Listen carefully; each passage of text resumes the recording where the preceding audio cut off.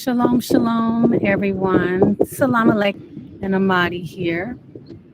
Welcome. No one's in the chat right now, but we're just going to go ahead on and get started. Welcome to this is our third Soulful Sit Third one, Down. absolutely. Yes. Okay, somebody just came in. Hello, everyone. Okay, we have three that has come in. Welcome to another edition of Soulful Sound. We have a guest coming. However, she hasn't made it yet, and we wanted to make certain that we were mindful of people's time. So we went ahead on and came on. So instead, you get me. Yeah. So she's actually on the way. But I guess until then, I guess we'll just do a few updates and just kind of give you a precursor regarding today's Soulful Sit Down topic. So we would like, as you come in, please hit the like button. Also, if you would announce yourself, that will be wonderful. Um,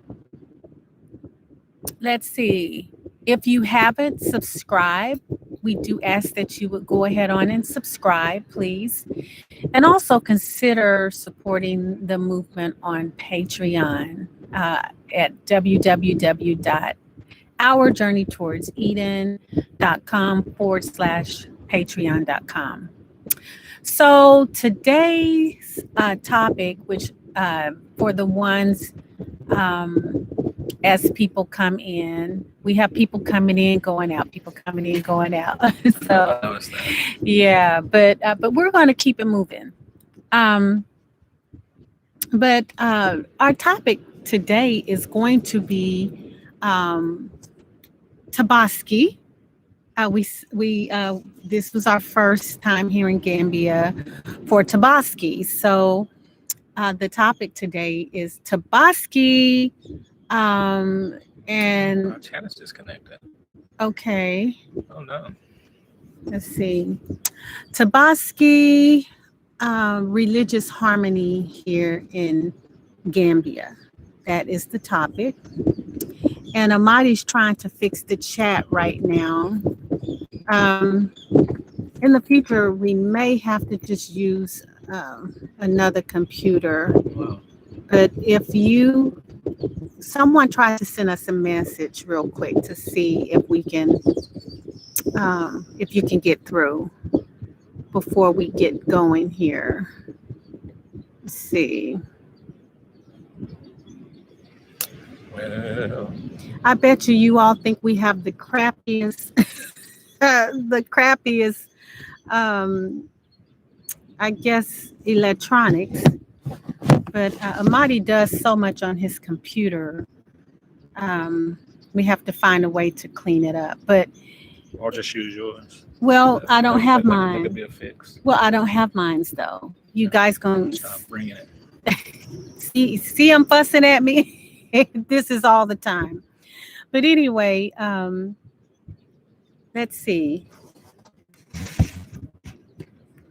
Okay, just bear with us. We're going to try to clear the chat up so that we can talk until our guest gets here.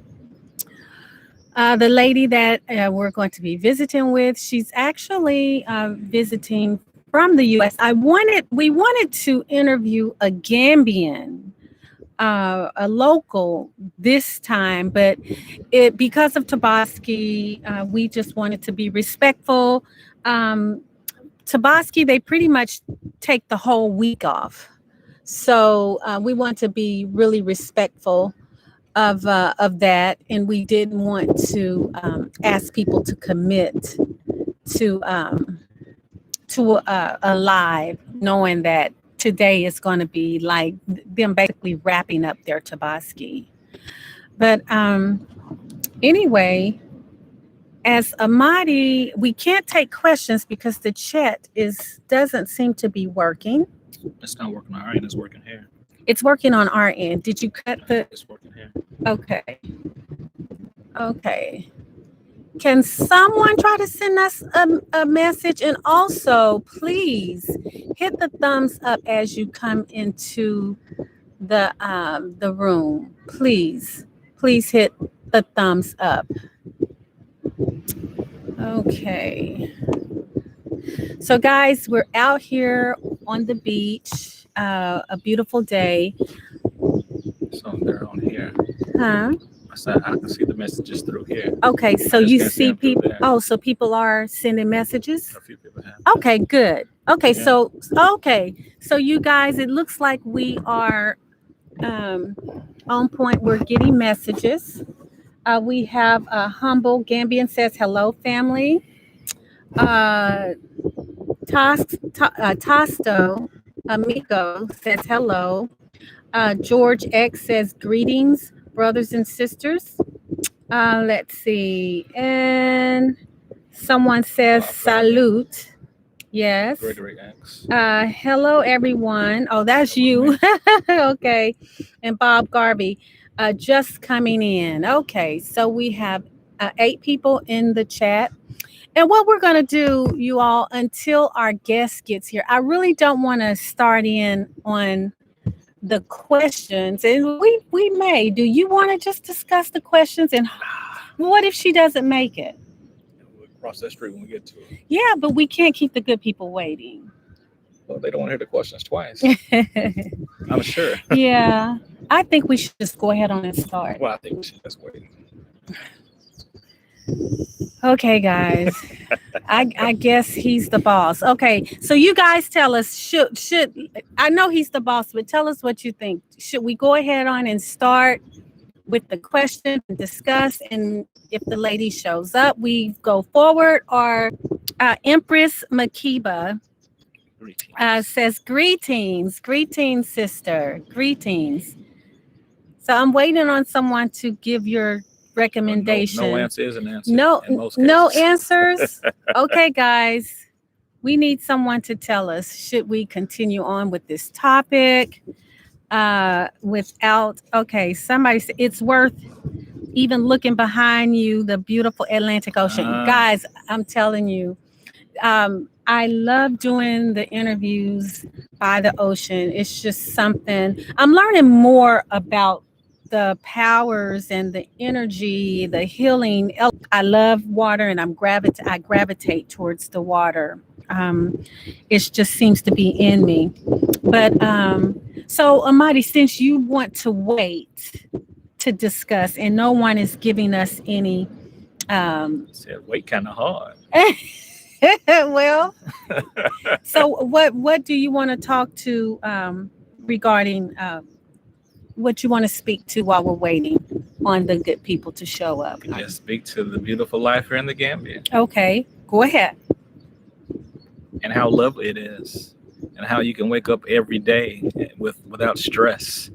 The weather right now is the rainy season for me hasn't been what I thought it was going to be. They say August and September it really picks up, but to this point, there's more rain in the States than I've received over here at this point. Yeah. When it does rain, it rains pretty hard, but it's not for long. We haven't had a all-day torrential downpour. We've had spurts, maybe 30 minutes here, 30 minutes there, but we've not had like an all-day long event. So, and I'm good with that. But August, September, I guess that'll tell the tale. Yeah. When it comes to the rainy season. Yeah. But at this point, I have no issues, no complaints. Yeah. Other than the rain, the people are still lovely.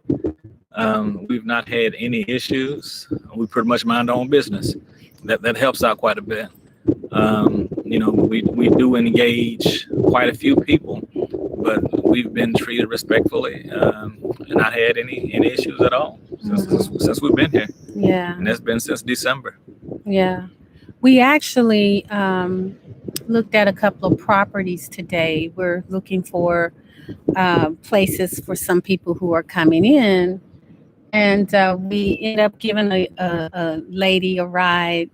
And she's a Mandinka. And she offered to cook for us and, clean for us, and just a really pleasant lady. And one of the things that she said, and she was so sincere. You can tell when people are really sincere. She was like, "You all are us." She said, "Your great grandparents were taken from here and taken to America." And she said, "We're glad you're back." And it really felt nice. Yeah. You know, She was being pretty genuine. yeah, she was very genuine. She was very genuine. And even with the ride, she didn't ask for the ride. We had to offer her the ride, and she was going a long distance. That was a long ride. Yeah, she was going a long distance. So, the people are humble, kind, just really good people, So I'm still enjoying the Gambia. I must admit, I'm having quite a bit of, I don't want to say homesick because this is home. I don't miss America. So I don't have any desires to go back to America, but my family, I'm missing my family terribly. I'm having a hard time right now with that, So prayers and positive vibrations are welcome regarding that. It's hard being separated for me. So, definitely. Yeah. Barb Garvey said, "I heard the State Department in the U.S. is broken down. About 200 people applying for their passports. It seems like they don't want people to leave." That is correct. I heard that it was one night around 10 o'clock they shut the system down because of so many people were applying, if I'm not mistaken. So all they need is a reason to do the things that they do. And sometimes they don't even need a reason. They just come up with one later on to justify the actions. Yeah. But this time they said it was too many people. And then they wanted you to call in to verify your appointment after you had already tried to schedule your appointment online. So I can only imagine what that was like trying to call in the next day to confirm an appointment. I'm sure those lines were bagged up if you could get through at all. Yeah. And I don't know how true this is, but we heard a rumor. And I don't even know if it was a rumor because someone said it was on the news, but we don't watch the news, so it's kind of hearsay. But that any passports that are being applied for from this day forward, they're requiring the vaccine. I've not heard that. You don't? Okay. I've not heard that one. I've heard it. I heard it's like a 6-month wait, 4 to 6 month wait to receive one. Yeah. Like I said, I don't know if it's a rumor, but can't convince people to come. At least they should have their passport as an option. That if you ever have to leave, you can just get up and leave. Yes, don't get into position to where you don't have any options available. Because then you're just up to whatever they want to do. Yeah. So always have options available. Absolutely. At least one. Absolutely. Preferably multiple, but at least one. Yeah. So let's talk land. You want to talk a little bit of land? Sure. He said, yes, true. You're right, Amadi. 6 months appointment is real. Oh, he said that is a rumor. Okay. I'm glad that's a rumor because, I know people in my family who don't have their passport, and it sickens me to even think that they would have to, We've been begging people to get passports for the last year and a half, 2, more than that. Yeah. 3 years maybe. Yeah. But if you hadn't gotten it, go ahead and apply and just, wait it out. Hope for the best. Yeah. Because right now, even expedited passports, there's a wait. Yeah. And if I could say this, I don't want to put our son-in-law out there, but how long he waited for his passport. He was one of them that waited to the last minute. I waited too long. Yeah, and he applied like maybe they say 6 weeks. He applied just in time, to meet that 6 weeks, and they were due to leave where they were, and it was like 2 days before, and he still didn't have his passport. So he just happens to be in a fraternity, which, sometimes they have friends in high places. So he calls someone with the State Department, and how frat brothers, they kind of help each other out. And they were able to, help him out, and he was able to get here. But if it wasn't for that, he would have gonna missed have a his long trip. face. Yeah, they did make a really great time, but you all don't joke around with those passports. Do not. Well, unfortunately, to the point in time to where if you don't have them, then but never mind. I don't even want to say. Yeah. I don't even want to say that out loud. So I just Okay. keep that one. You'll keep that But one. apply. Apply. Yeah, just apply. Yeah. And get on the topic. How old is the land? No, I'm just joking. Okay. That's an inside joke, guys. Okay. So, land. So there's been a lot of, I guess, craziness going on in the YouTube world regarding land. And so, why are you laughing? I haven't said nothing. Okay. And we're not here to judge anyone's process or what has been going on. We're not here to judge. We're just here to make it right and have a remedy for those who want to come and find good price land and then help them through the process. We don't want to just continue to discuss the problem. Yeah. We all know what the problem, where we are. That's what we've been doing. Should we discuss Llama Land as well? Well, I don't know if they can see us, your connection. Okay. So you can kind of give them. Well, we've connected with a Gambian that we're in business with now.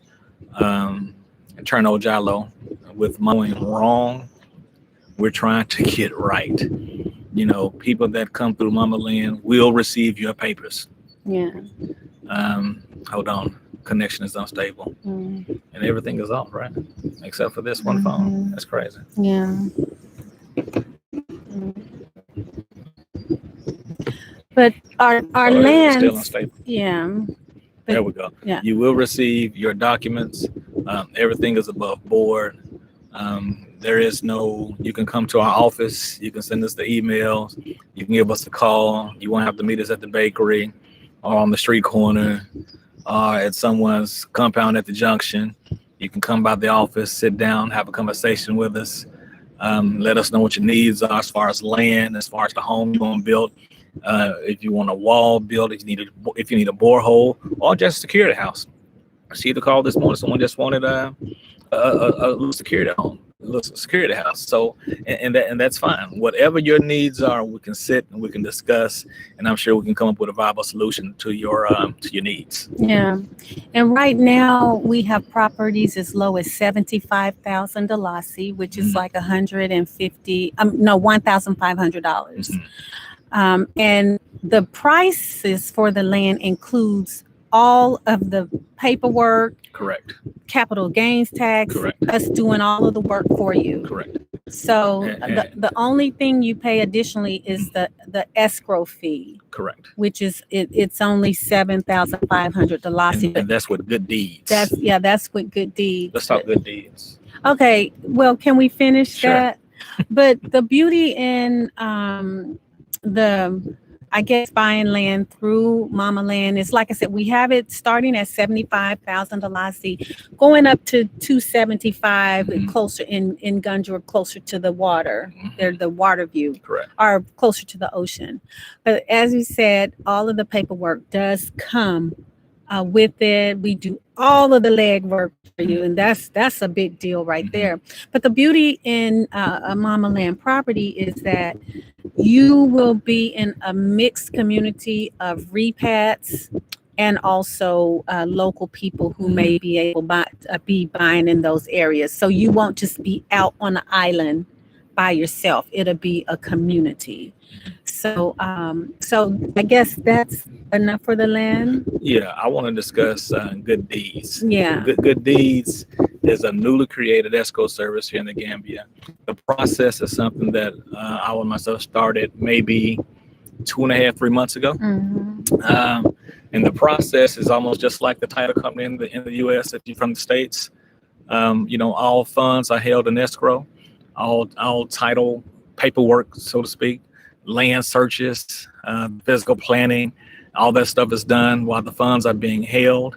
No funds are dispersed to any of the offices until Wait, no, to the owner, because to the owner. the To the owner. process, The yeah, process will be paid out yeah, the process through the escrow service, but no money will be dispersed to the owner until we receive clearance of the land. Your stamps on your papers for the land is when the funds will be dispersed. So the days of an owner getting the money and you find out later that the land wasn't really his, and all the good stuff. Those days with Good Deeds Escrow are now behind us. Yeah. Good Deeds Services will now have the ability to make sure that the land is cleared coupled with fiscal planning. But the money, the important part, that won't be dispersed to the owner until those lands are clear. Yeah. We do know of one other person that all of a sudden, after we begin the process. Okay, hold my mute. I digress. Well, we are a Gambian company. We are based here in Gambia. And one of the things that we want to really make very clear is after we take you through the whole process with Mama Land takes you through the whole process, and Good Deeds is also there with you handling the financial part. I think I done broke my phone, but Mama Land is helping you through the acquiring of your final deed and everything. So by the time you are finished, your land will be what they call leased land. So you'll have all of the documentation that is required and registered with the government. So that's what all of the sale price of the land covers, all of that. Correct. If you want to do your own paperwork and you want to basically do all of the legwork and pay all of your fees and things of that nature, you can do that, and we can discuss a little negotiation. But if you want us to do all the work and the price is the price. Well, right? Plus all the fees with Mama Land through Good Deeds all the prices are fixed. Yeah. You receive your good faith estimate listing and showing all of the. Well, they're fixed based on what property, because Correct. Yeah, we have to say that though, because if they buy land in Gunjul or Gunjul, Still wrong. Say it right. Gunjul. Okay, so the alcohol fee may be different there than the alcohol on the location. Yes, I just wanted to add that because people hold on to every word. That's why I said on the good faith estimate. Yes. So the good faith estimate will be based on where you're going to purchase your land. Yes, but still, it's a good faith estimate. Correct. Because the guy that we're working with now, we start working with him before we started with Mama Land, and when we went to process his paperwork initially, the Apollo tried to charge us 10,000 Dalasi instead of 6,000 Dalasi, and we just wouldn't go. We were like, no, we're not paying that. But if they would have insisted, then in that instance, we would have had to collect more. So you have instances like that happen, but we kind of stood our ground and said, no, it's 6,000. We know it's 6,000. That's what we're prepared to pay, and that's what we collected. So, but I'm sorry, I just wanted to give that example on how things can change outside of our control. That's why we call it a good faith estimate. Okay. Well, I was done. Okay. I had digressed. Yeah. So those are two. Are you reading any questions, babe? Or no? Okay. Let's see. Nikki and Bede said good morning. Malcolm. I like Malcolm X. Malcolm X. Greetings. Don't forget the Alcalo, the most important person that's true. The Alcalo and the chief. And the chief. Yes, we learned about the chief, that the chief is actually also very instrumental. Have y'all worked yet with people who are in U.S. and are buying and doing this process from the U.S.? We are. U.S. and Canada, actually. We actually are. We are working with people, and basically, any funds that are sent are wired in, and we do require you to get a power of attorney. We want to do everything legally. We always tell people you do want to always seek legal counsel, because we are not legal or attorneys or solicitors. We are not that, and we don't want to make it seem like we are that. However, the many people may know I have 16 plus years, or 20 years in finance, and part of that is mortgage, where I ran my own mortgage company, and then Amadi is also real estate. So we pull those talents together, and the processes and the checks and balances that we had there here, um, less stringent, but still with the things in place that need to remain to help protect everyone. So we're really excited about that. But yes, we are helping people who are. We have some in Canada, we have some in the U.S., and we have some just all over the world that's waiting on some things to clear on some particular lands that we were kind of involved in before we got with Mama Land. Mhm. So so we are working with people. We do ask for anyone that we're working with a certain amount of leniency and patience, because this is Gambia, this is Africa, and things move so slowly here. And I'm telling you, sometimes I feel anxious. I even The process is the process. Yes, you guys, it's unreal sometimes how long it takes to get what we see as simple in America. I can't speak for any other place like UK. All I can speak in regards to America, because that's where we came from. But things can move so quickly there, and here it's like things move like a tortoise almost. And I know I've heard the instance where people say, well, you can do this and do that. And I'd rather go through the process to ensure that all I's are dotted, all Yeah. T's are crossed, to make sure there's no repercussions later on. Yeah. So we would rather be patient and just let the process work itself out, work itself through. Yeah, because money talks. You can give someone some money to push things through, but I just would wonder if I would trust that sometime, Yeah. because, like you said, you don't want people to. So much bureaucracy. Yeah, yeah. You don't want people to skip the necessary processes. So So if anyone's supposed to see it and sign, we want to make sure they see it and sign. yeah. So. Okay, so if anyone is, if this live wasn't supposed to be about any of this, for the ones who coming in, we are waiting on the young lady that we're supposed to be interviewing. I may can convince Amadi if we can go ahead on and get started. But for the ones who are interested in us helping them through Mama Land, you want to give them your WhatsApp? Sure. Okay. WhatsApp is Plus +1 501 772 9123. Okay, and he works Monday through Friday. Monday through Friday, 9 until 4:30. Yes, and your email? My email is AmadiMamalandProperties.com. And Amadi I'm is, sorry, AmadiMamalandProperties@gmail.com. and how you spell Amadi? AMADI. Thank you. Mama. AMALAND. Yes. So So AmadiMamalandProperties@gmail.com. okay. So permission, sir, to start the interview? Let me get this plugged up real quick as red. Okay. 1 second. Okay. So I think he's going to give us permission to move forward. Here's somebody said, I'm sorry, I just had come in. Is the land in the community plan or just land? And is there a website for Mama Land?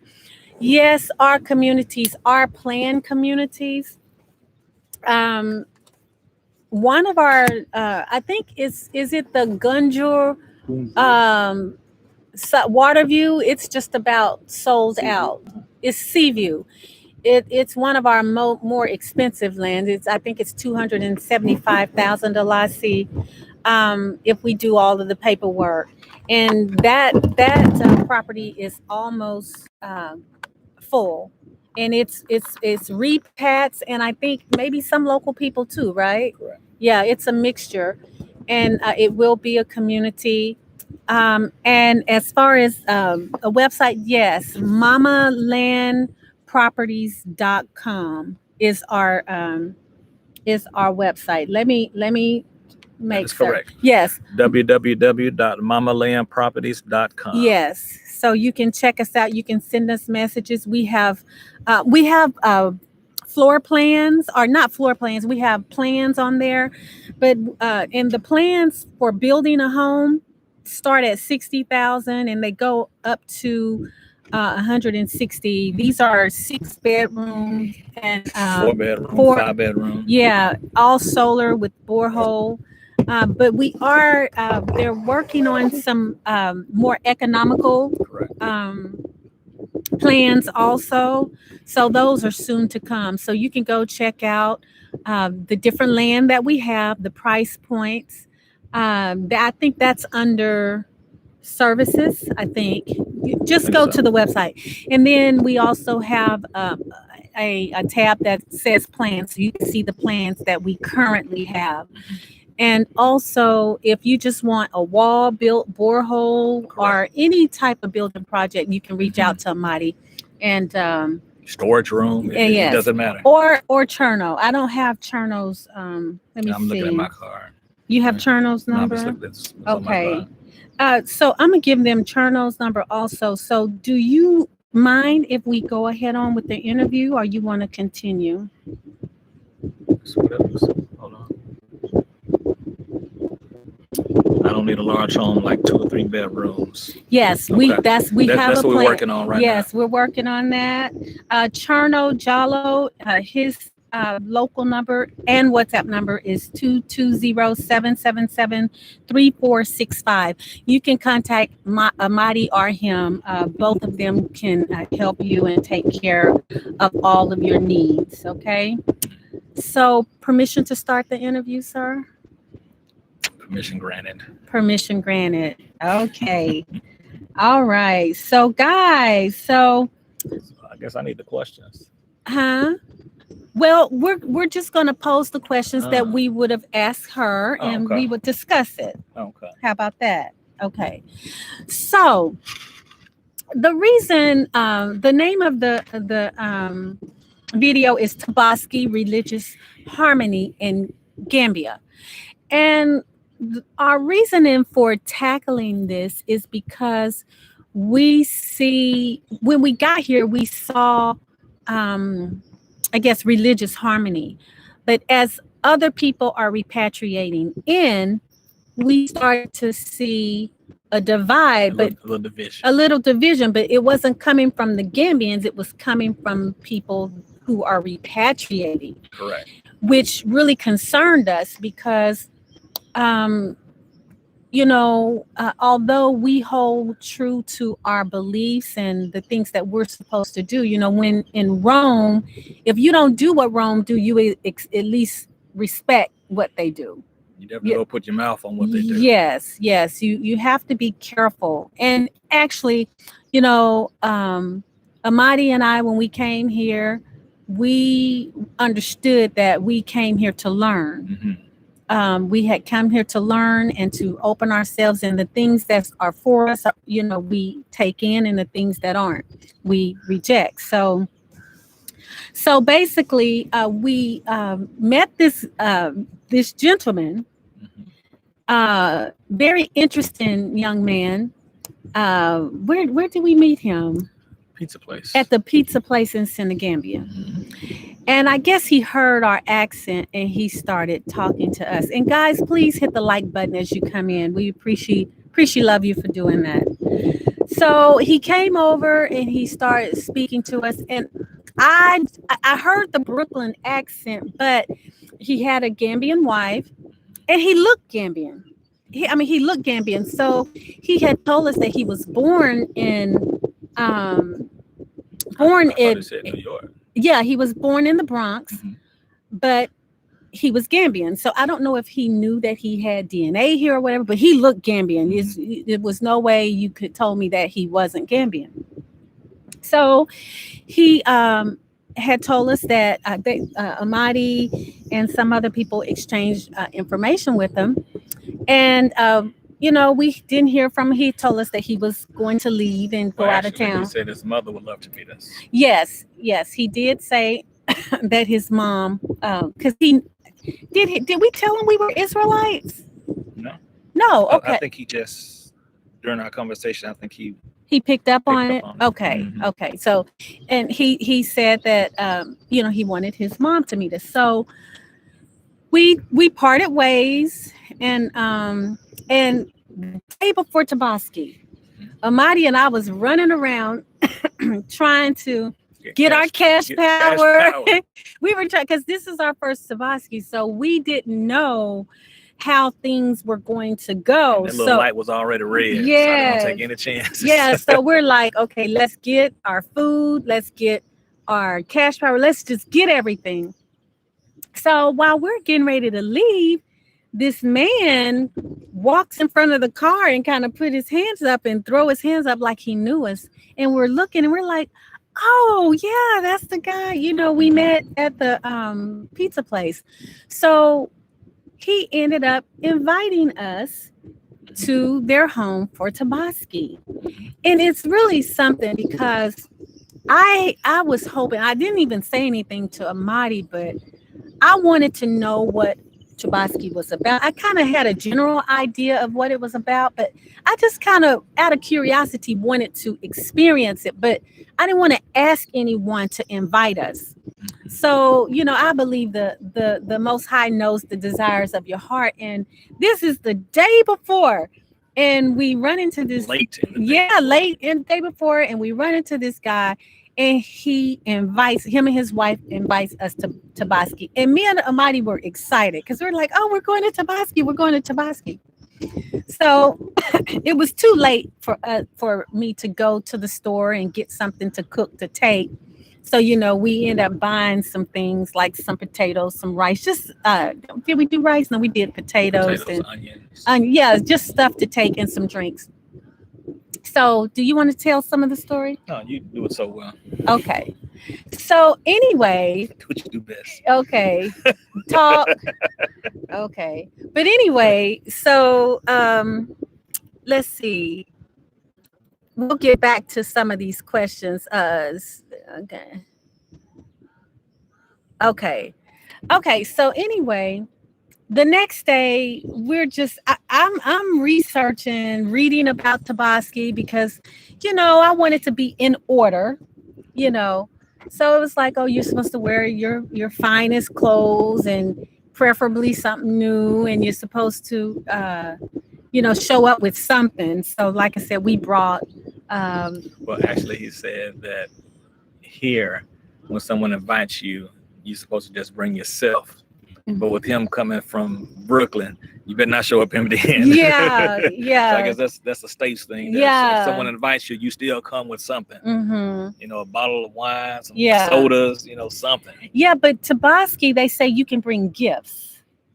So that's what I was referring to. Oh, I thought you meant So food. yeah, we didn't have gifts. We didn't have time to do anything. So we just brought what we had.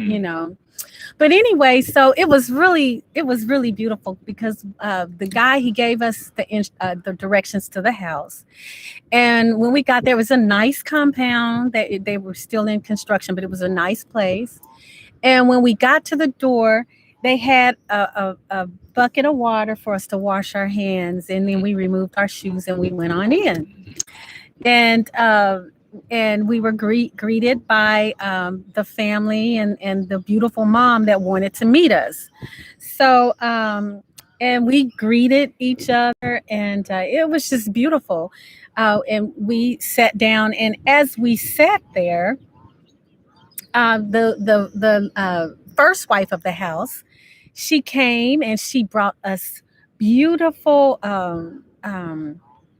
baobab juice, Mhm. and it had fruit cut up in it. Like apples. Yes, it was so good, but it was in the Delicious. prettiest Container. container, and the cups they were Picture. matching, and just we just felt like royalty, and we sat and we just started just conversating and things of that nature. And as we sat there, the ladies of the house were making ready for the dinner, and basically, you as the guest, they don't want you helping. In America, you better get in that kitchen and help. But I don't know if it's just a Gambian thing or a Tobaski thing, but they waited on us. I mean, it's like, no, it would have been disrespectful to insist. It seems like that's what I gathered. It's like, No, she said because when you tried to clean your plate, oh she said yeah, they get I'm mad. yeah, I'm gonna get there. I'm gonna get there. So the ones who know us know that Amadi is a pescatarian and he only eats fish. I'm vegetarian. And I'm starting to say vegetarian now because just because it's hard to be a strict vegan here. You would have to have a staff basically cooking for you. And being able to go to the market It for it. Yeah, and making your lunch in order to be vegan. So I just say vegetarian now, but I don't eat meat. I eat meat once a year, and that's when we're commanded to um, for Passover. We're commanded to partake a lamb. So um, I think I did tell him that I was vegetarian, but I don't. It may not have gotten to the ladies. So they bring these plates out, and there I have ram on the plate. So I tell him, I said, I'm vegetarian. I don't eat meat. However, I'm going to partake because it felt so much like Passover in a way. Not totally, but in a way. They clean their home, they get dressed up, they slaughter a lamb or a ram. We slaughter a lamb, and everyone's commanded to eat. So I told him, in the spirit of Tobaski, I am going to partake of the lamb like I would for Passover. So we all went to the table, and we all started eating the lamb. And the ram was delicious. It tastes like lamb. It was. Yeah, it was delicious. I was like, oh my goodness, I'm gonna celebrate every Tobaski just so I can have a little piece of rice with some rice and onions. Oh yes, it was pretty tasty. it was delicious. So It was tender. it was. So basically, we partook of the meal, and great conversation, and just you wouldn't have known that you had Israel at the table and Muslim. You just would not have known, because our ways are so much the same. The mother. Huh? Did you describe the mother? Did you say that she was Israel? Oh, we're getting ready to get to that. Okay. Yeah. Okay. So anyway, so we partook, and they brought us drink with our dinner, and they brought us water. And then as we sat there, they brought us a fourth drink, which was wanjo. Mm-hmm. And I'm like, it was just rotating. Me and Amadi in the past, we've been to all-inclusive resorts in the past. Okay. We're not there anymore. So don't get it twisted. We can't do that anymore. But in the past, we were able to go to all-inclusive resorts, and the service was phenomenal. But this was something that we experienced that was above any type of service we've ever. I mean, we felt like royalty. It was personal, and it was from the heart. It was pure, and it's like they had got great joy out of seeing us smile. Took pride in us, celebrating and partaking with them. So after that was our fourth drink, and had a wonderful dinner, we made our way to the sitting area. And the lady of the house comes through. Now, while we're eating, we see her peeling a grapefruit. You know, we're not thinking anything of it. She's just sitting there peeling the grapefruit. Next thing we know, when we're sitting in the sitting area, she brings us fresh squeezed grapefruit juice. I didn't hear a machine. I didn't hear a juicer. I didn't hear a machine. Nothing. She brought us the tastiest fresh grapefruit juice, and that's actually my favorite juice is grapefruit juice. But anyway, so the whole time we're sitting there, and as Amadi was saying, the mom is Israel. She's an Israelite from the U.S., and that's one of the questions we wanted to pose to her is, you know, how does she blend? You know, how do they blend and make everything work? You know, because and I would only think it's because you have respect, because I do want to go through more of the questions, and then I guess we could talk about it a little more detail. Or you want to? I'll go ahead and address. Okay. To Moses 76. So that's a Gambian thing. Also, when you are invited to Tobaski, you are not expected to take gifts. Oh, okay. So you don't. Okay. So we were told that people give gifts. So, so if we would have went to a local Gambian, would we have offended them if we would have taken the gifts? Or, you know, we took, like I said, we took potatoes, onions, sodas, things of that nature. Hopefully we wouldn't have offended anyone. But one of the conversations that we had when we were seated is that this is a wonderful place for Israelites to come, because we're so much like our brothers and sisters here. I mean, if we're all children. Okay, guys, I'm sorry. That was I think it's two dogs back there getting at it or something. But anyway, if we're all children of Abraham, are the things that we do spiritually should they mimic? And it's true. Yeah, and we're going to talk about those similarities. But let's see. So one of the questions that I wanted to ask her is, what were the similarities that she saw between both Israel and Muslims? Because really, we're all children of Abraham. You know, some claim the descent of Ishmael, and then we claim the descent of Jacob, or Isaac and Jacob.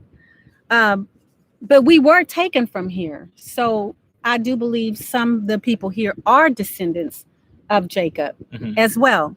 But so let's talk about some of the similarities that you've noticed between Muslims. I'll let you take that lead. Okay, so I'll get started. Let me have the questions. Well, I'll ask you a question. Well, it's hard for you to ask me those questions, but one of the things that I've noticed, and when we first came to Africa, one of the things that made me really, really, really comfortable is because in America, I was going through the transition of becoming more modest. I used to wear my tight jeans, you know, my tight shirts, where you could see everything, you know, the curves, and I was going through the process of becoming more modest. And I'm not judging anyone, but I have a husband, and my thing is, why am I enticing my body to show other people? So I started going through the process. Really, I mean, he should be the only one that appreciates this, right? Well, that was always my question. Well, but I didn't have a revelation and an understanding. I just wanted to be fashionable. Because my thing was, you can't go out and put a big bullseye on you and then wonder why everybody looking. Honey, I understand, but in America, there's a culture. Yes, I understand. There's a culture that many people subscribe to. Did I use subscribe to?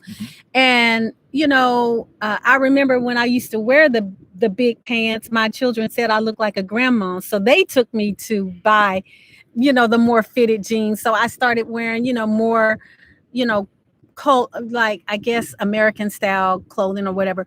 But anyway, back to my started transition to modest attire and also covering my head because Mission staple.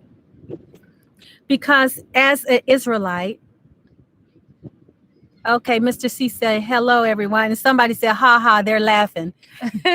But anyway, as an Israelite, anytime a woman enters the holy of holies or she prays, her head must be covered. So it was easier for me to just cover my head all the time because if I was eating, I needed to pray or whatever, I didn't want to have to try to find something to cover my head. So in the States, I started wearing more loose clothes. I started covering my head, and people started looking at me like really weird, like something was wrong with me or like I was in a cult. So when I came to West Africa for the first time, I just felt so at home. The women dressed like me. So that's one of the things that I noticed, that I could be free in my dress. I could wear modest attire and not be judged as being an extremist or whatever. So that's one of the similarities. And another similarity that I see between Israel and the Muslims is the husband is the head. He is the one um, that leads the family. The only difference that I see is Israelite women may be a little more vocal, and Muslim women may be a little more quiet. Don't mean that they don't have the same power, but that's the only difference. But that's one of the things. It's one of the things that I see that's the same with Israel and Muslim is the husband is the head, the leader, and he's the one responsible for the direction of the family. Anything else that you want to pull out? Well, I would say another similarity would be that they pray 5 times a day. Yeah. Versus at least 3 times a day. Yeah, we're 3 times a day. As a Hebrew. Yeah. But 5 times a day, like clockwork. Yeah. And they're so disciplined. I don't care if they're on a job, if they on a work site, inside a bank. It doesn't matter. They stop what they're doing, close the business down if need be, and they go pray. Yeah. And it isn't well, I won't do it this time, or well, maybe later. No, they shut that thing down, and they're not accepting any money during that time during prayer, and they go pray regardless of what you have going. They don't care if you're in a rush. They don't care. That's like they put that out of office sign up, like we'll be back in 15-20 minutes. That's right, and that's it. Yes, I love that about them. I long to see Israel start adhering to our times as they do, because the discipline here, is just, and I know they've been doing it probably since they've been young, and many of us just came into who we are, or who we, just maybe 5, 6, 7 years ago, and actually practicing it, but yes, absolutely, that's one of the similarities. But what about the dietary? Well, the dietary, the pork, they don't eat pork. Yes, I love that. That's a good thing. You'll see some pigs and hogs around here some places, but Muslims don't eat the pork. No. So that aligns. Well, you even have some Hebrews that You have Hebrews that eat pork. Really? I think I know of a couple. Okay, I don't know of any Hebrews who eat pork, but we're not for the most part, there's no pork eaters. So that definitely aligns with our practice. Yeah, well. And they kill their meat. Although we don't eat meat, Halil. is halal or kosher is what we call it. So you're able to really pretty much eat just about anywhere. The only thing you have to be concerned about, Hebrews are very ticky about fish. We don't eat fish without scales and fins. And also, we don't eat shrimps and seafood. Anything from the sea that we eat, it has to have scales and fins. So that's one of the differences. But our dietary laws are a lot of the same, in regards to the pork and the halal, are kosher. And we personally don't eat shellfish. Yeah. We don't do crabs and shrimp and all that kind of stuff. Yeah. That. That's not lawful for us to eat. And also their holy days, which let's just talk about Tobaski real quick. Okay, Gambia Global TV said, no, you don't take gifts to them if you want, because they are meant to treat you with food. Oh. Besides, some households, if they can afford it, will kill extra sheep.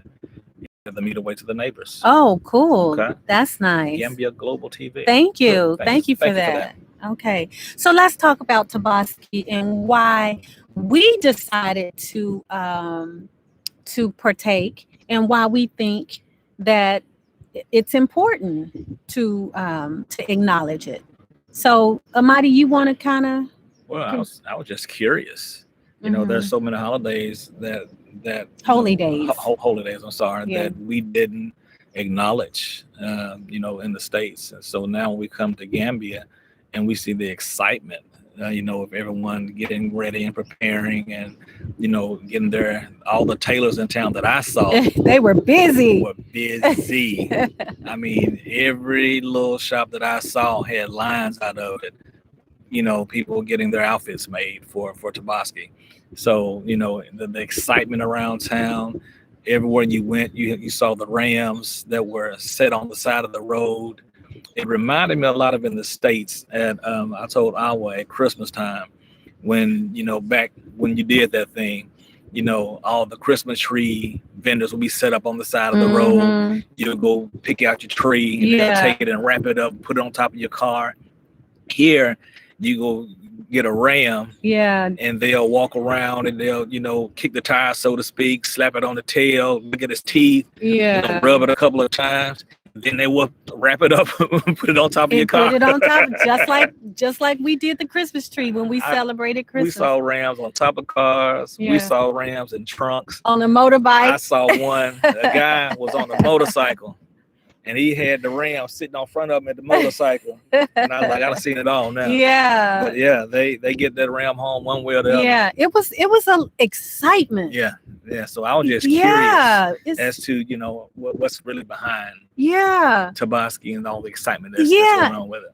And I don't know, and we're going to continue to talk about the Tobaski, but some of the days that we have in America, the holy days, trying to start celebrating some of the Israelite feast, sometimes it be more like a burden.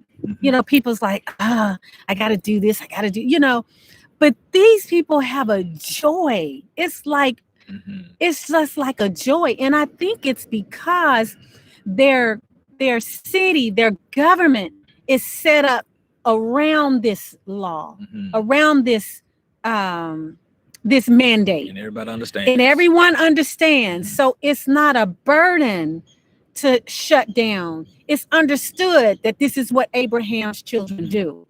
And everyone's doing it. You're a minority. A minority. But I don't even know if there is a small, I guess, amount of Christians here. I don't even know if they celebrate it. But there was a few places open, but for the most part, people just were happy, excited. And we got excited, especially when we got an invitation. So, but we found out in doing our research, and were you finished, honey? I'm sorry. I think so. Okay. So in our research, we found out that Tobaski was about Father Abraham sacrificing his willingness to sacrifice. sacrifice his son. Now, Muslims say that it was Ishmael, and Israel say that it was Isaac. So we're not going to dwell on whether it was one or the other, but what we're going to dwell on is the fact that Ibrahim was willing to sacrifice his flesh and blood. And the Most High stopped him and said, no, I don't want you to do this. He provided a ram in the bush, which is why they sacrifice the ram, and partake of the ram. So I question myself, because we are, Amadi and I are descendants of the enslaved Africans that were taken. Okay. I have some DNA from Senegal. Amadi has some DNA from Gambia, right? So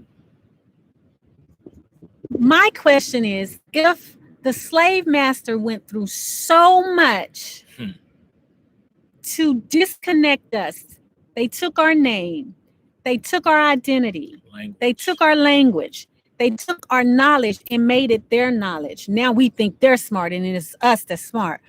But if they did all of that, what did they take out of the Bible? I do believe that the Bible is true, but what did they take out of the Bible? Plenty. Yeah, we know that Ishmael and Jacob or Isaac, they grew up together. They buried their father together. And we know that they dwelled together. So would Isaac not celebrate Tobaski with Isaac? I mean, would that not be something that they probably did? You know? So if Abraham is our father, and we reverence everything, that all of the blessings and everything that came, our faith came through our father Abraham. So if that is the case, then why would it not be, I guess, proper for us to also recognize Tobaski? Correct. So that's why I felt like I wanted to partake and understand it a little more. And it was a beautiful experience. I have no regrets. We're even thinking about the next Tobaski. We're excited about the next Tobaski. Sorry. Okay, you wanted to read something? Yeah. Oh, so Trano C saying Tobaski Family Day celebration, visiting family and sharing with neighbors the little you have. Awesome. Manda Lemon Blackman said, hello, Grand Rising family. It's Nam. Hello, my beautiful people. Malcolm X said, very interesting topic. And Nam said, they took a lot. Absolutely. Yes, they did. Trano C said, we celebrate each other's holidays in the Gambia. Okay. And Nam said, yes, sir. Now you're preaching. You just skimming the surface. Keep peeling back that onion. Yes. Yes, absolutely. Gambia Global TV said Muslim families in the Gambia and Tobaski do invite their Christian friends as a good gesture and religious tolerance, and in Christmas and Christians will also invite the Muslim brothers and sisters. Okay. Yeah. So it's like everyone celebrates each other's holy days. Yeah. Okay. So, but for us, Tobaski is a part of us now, because we are descendants. We are children of Abraham. And if it wasn't for Abraham's willingness to sacrifice in the Most High, creating the covenant with him through circumcision and also the sacrifice and all of that, we inherited that through our father Abraham also. So we feel like maybe Tobaski is something that was taken away from us. You know, when we were taken, maybe it was taken from our Bible. We know that there's a lot of holy books that were taken. So we, as Israelites, we celebrate Tobaski. And there were a lot of things, there are a lot of things that are so close in nature that, you just have to wonder. Yes. And you want to talk about that? I don't have to elaborate. There's a lot of things that are close when it comes to Hebrews and Muslim. But specifically religion. With Tobaski. Well, with Isaac. Okay. And Yes, the sacrifice of the son, or the willingness the ram in the bush to sacrifice the son. That's Yes, the same. the story is the story same. is the exact same. Yes, it is. Yeah. But also for Passover, we have to clean the house. Mm-hmm. You have to clean the house, but for us, you have to get the leaven out of the house. All of the leaven has to be gone. Mm-hmm. And for Tobaski, you have to clean the house. I don't know what's the purpose, but you have to clean the house. So we notice that is the same. Mm-hmm. You have to partake of the ram. Halil. You have to partake of the ram, which is killed halil. Mm-hmm. Our kosher is what we say. So Passover, we have to. Even if you're vegan, you are supposed to partake of the lamb at least once a year. So that's a similarity. The getting dressed up in your best clothing, that's something that we do for Passover. You get new outfits, and you you just dress really nicely, and you just have a feast. And what else is the same? Is that about all? That's all I can really think of right now that I know lines up. Okay. Perfectly. Lines up perfectly. Yeah. So they mimic each other. And for us, I want to add, Tobaski is about the willingness to sacrifice a son. For us, Passover is about the Most High willingness to give his son, or to sacrifice his son. And I know that there's some people who don't believe that he was sacrificed, but we do, So we believe it's the reverse. It wasn't just us coming out of Egypt, which we did. It was us coming out of Egypt, but as many people know, that it was a lamb, and the blood of the lamb had to be over the doorpost. So for Passover, we see that lamb as a foretelling of the son that would come and shed his blood for the covering of the people. So that's the similarities. Okay. Gambia for all said the beauty of Tobaski. Muslims want to invite Christian. Oh, we already read that one. Yeah. Omar Trolley. Gambians are very nice people, sweet home. Thank you. And that's true. That's so true. Okay. So you're going to ask me the questions we were supposed to ask her. Hey. Okay. Well, let's see how he's going to do, guys. So. All right. Do you ever think there will be a time when we all unite as children of Abraham in of righteousness instead of religious titles?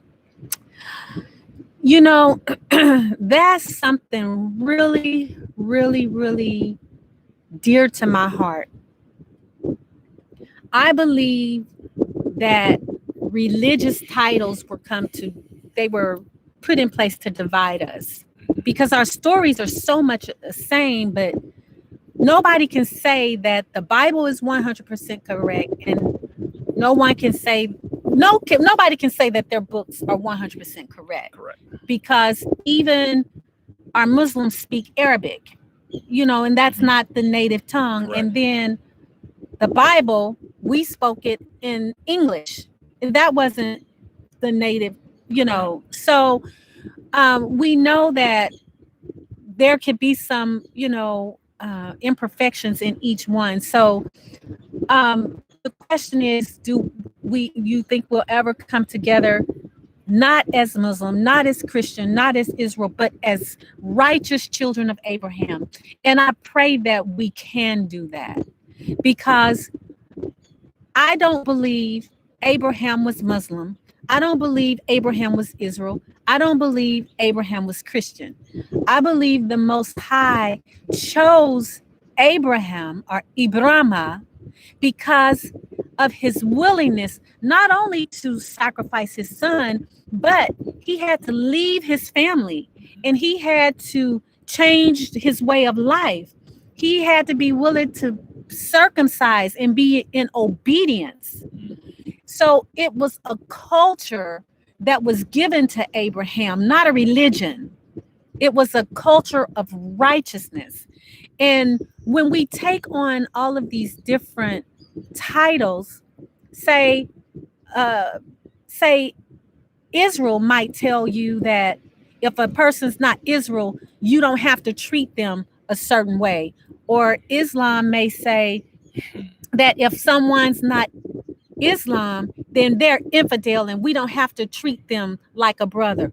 But in Christians, they may just say we're not fooling with any of them because they're all pagan. I mean, that's how a lot of Christians see us because they don't understand. But if we all came together under an umbrella that we are children of Abraham or Ibrahim, and that we are to have the culture that he had, a culture of respect and love towards our brother, then I think we'll be much more effective. And I'll give you an example. One particular day, I was intrigued by Ramadan. I want to do a little more research on Ramadan, but I was really intrigued in Ramadan, but we hadn't been here long when we got here.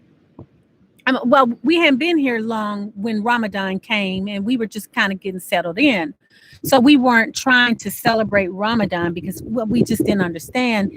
And 30-day fasting, you have to kind of work your way up there, especially in Africa, because it gets hot here and you have to rehydrate. And if you're not used to this climate, it could be kind of dangerous fasting when you're not used to it. So hopefully you're just gonna sit down somewhere. Yeah, unless you're gonna sit down and But anyway,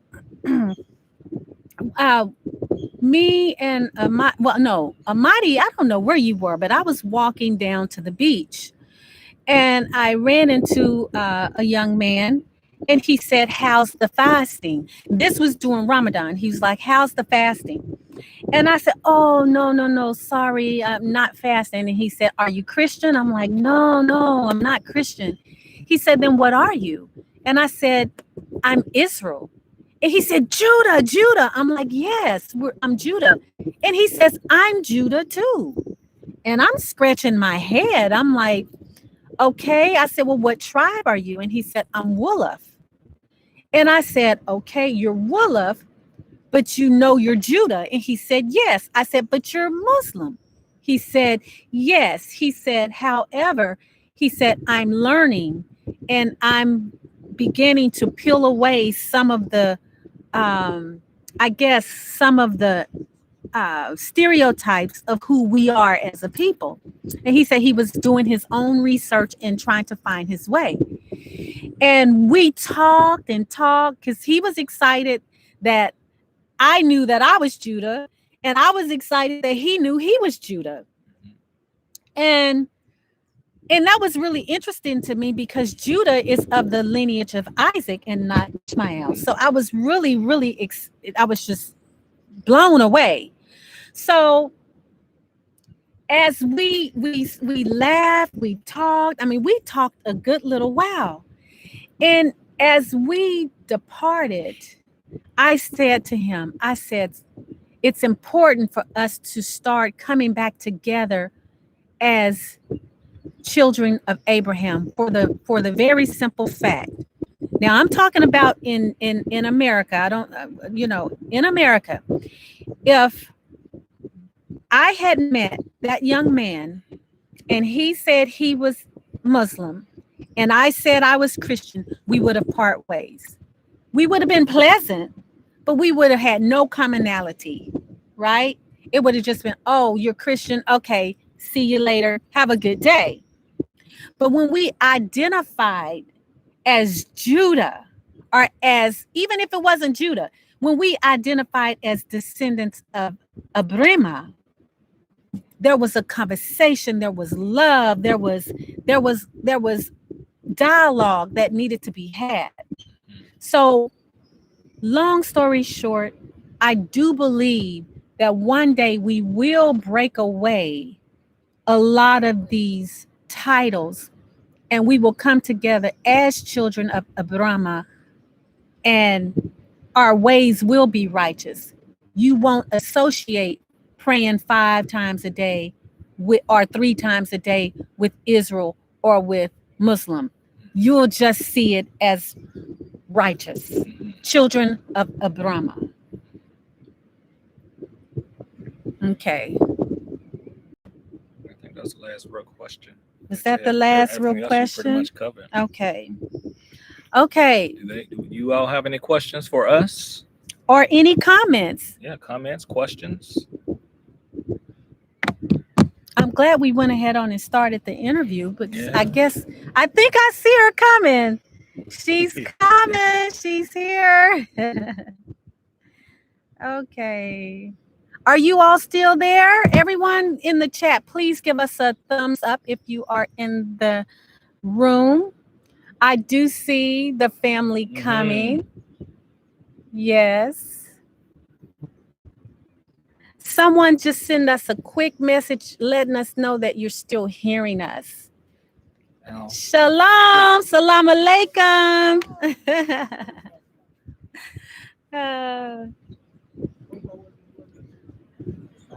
Okay. Can someone give us a hello? Let us know that we're still live, that you're still hearing us. Okay, thumbs up. Shalom, salam alaikum. We are live. Oh wow. We've been carrying the conversation, awaiting.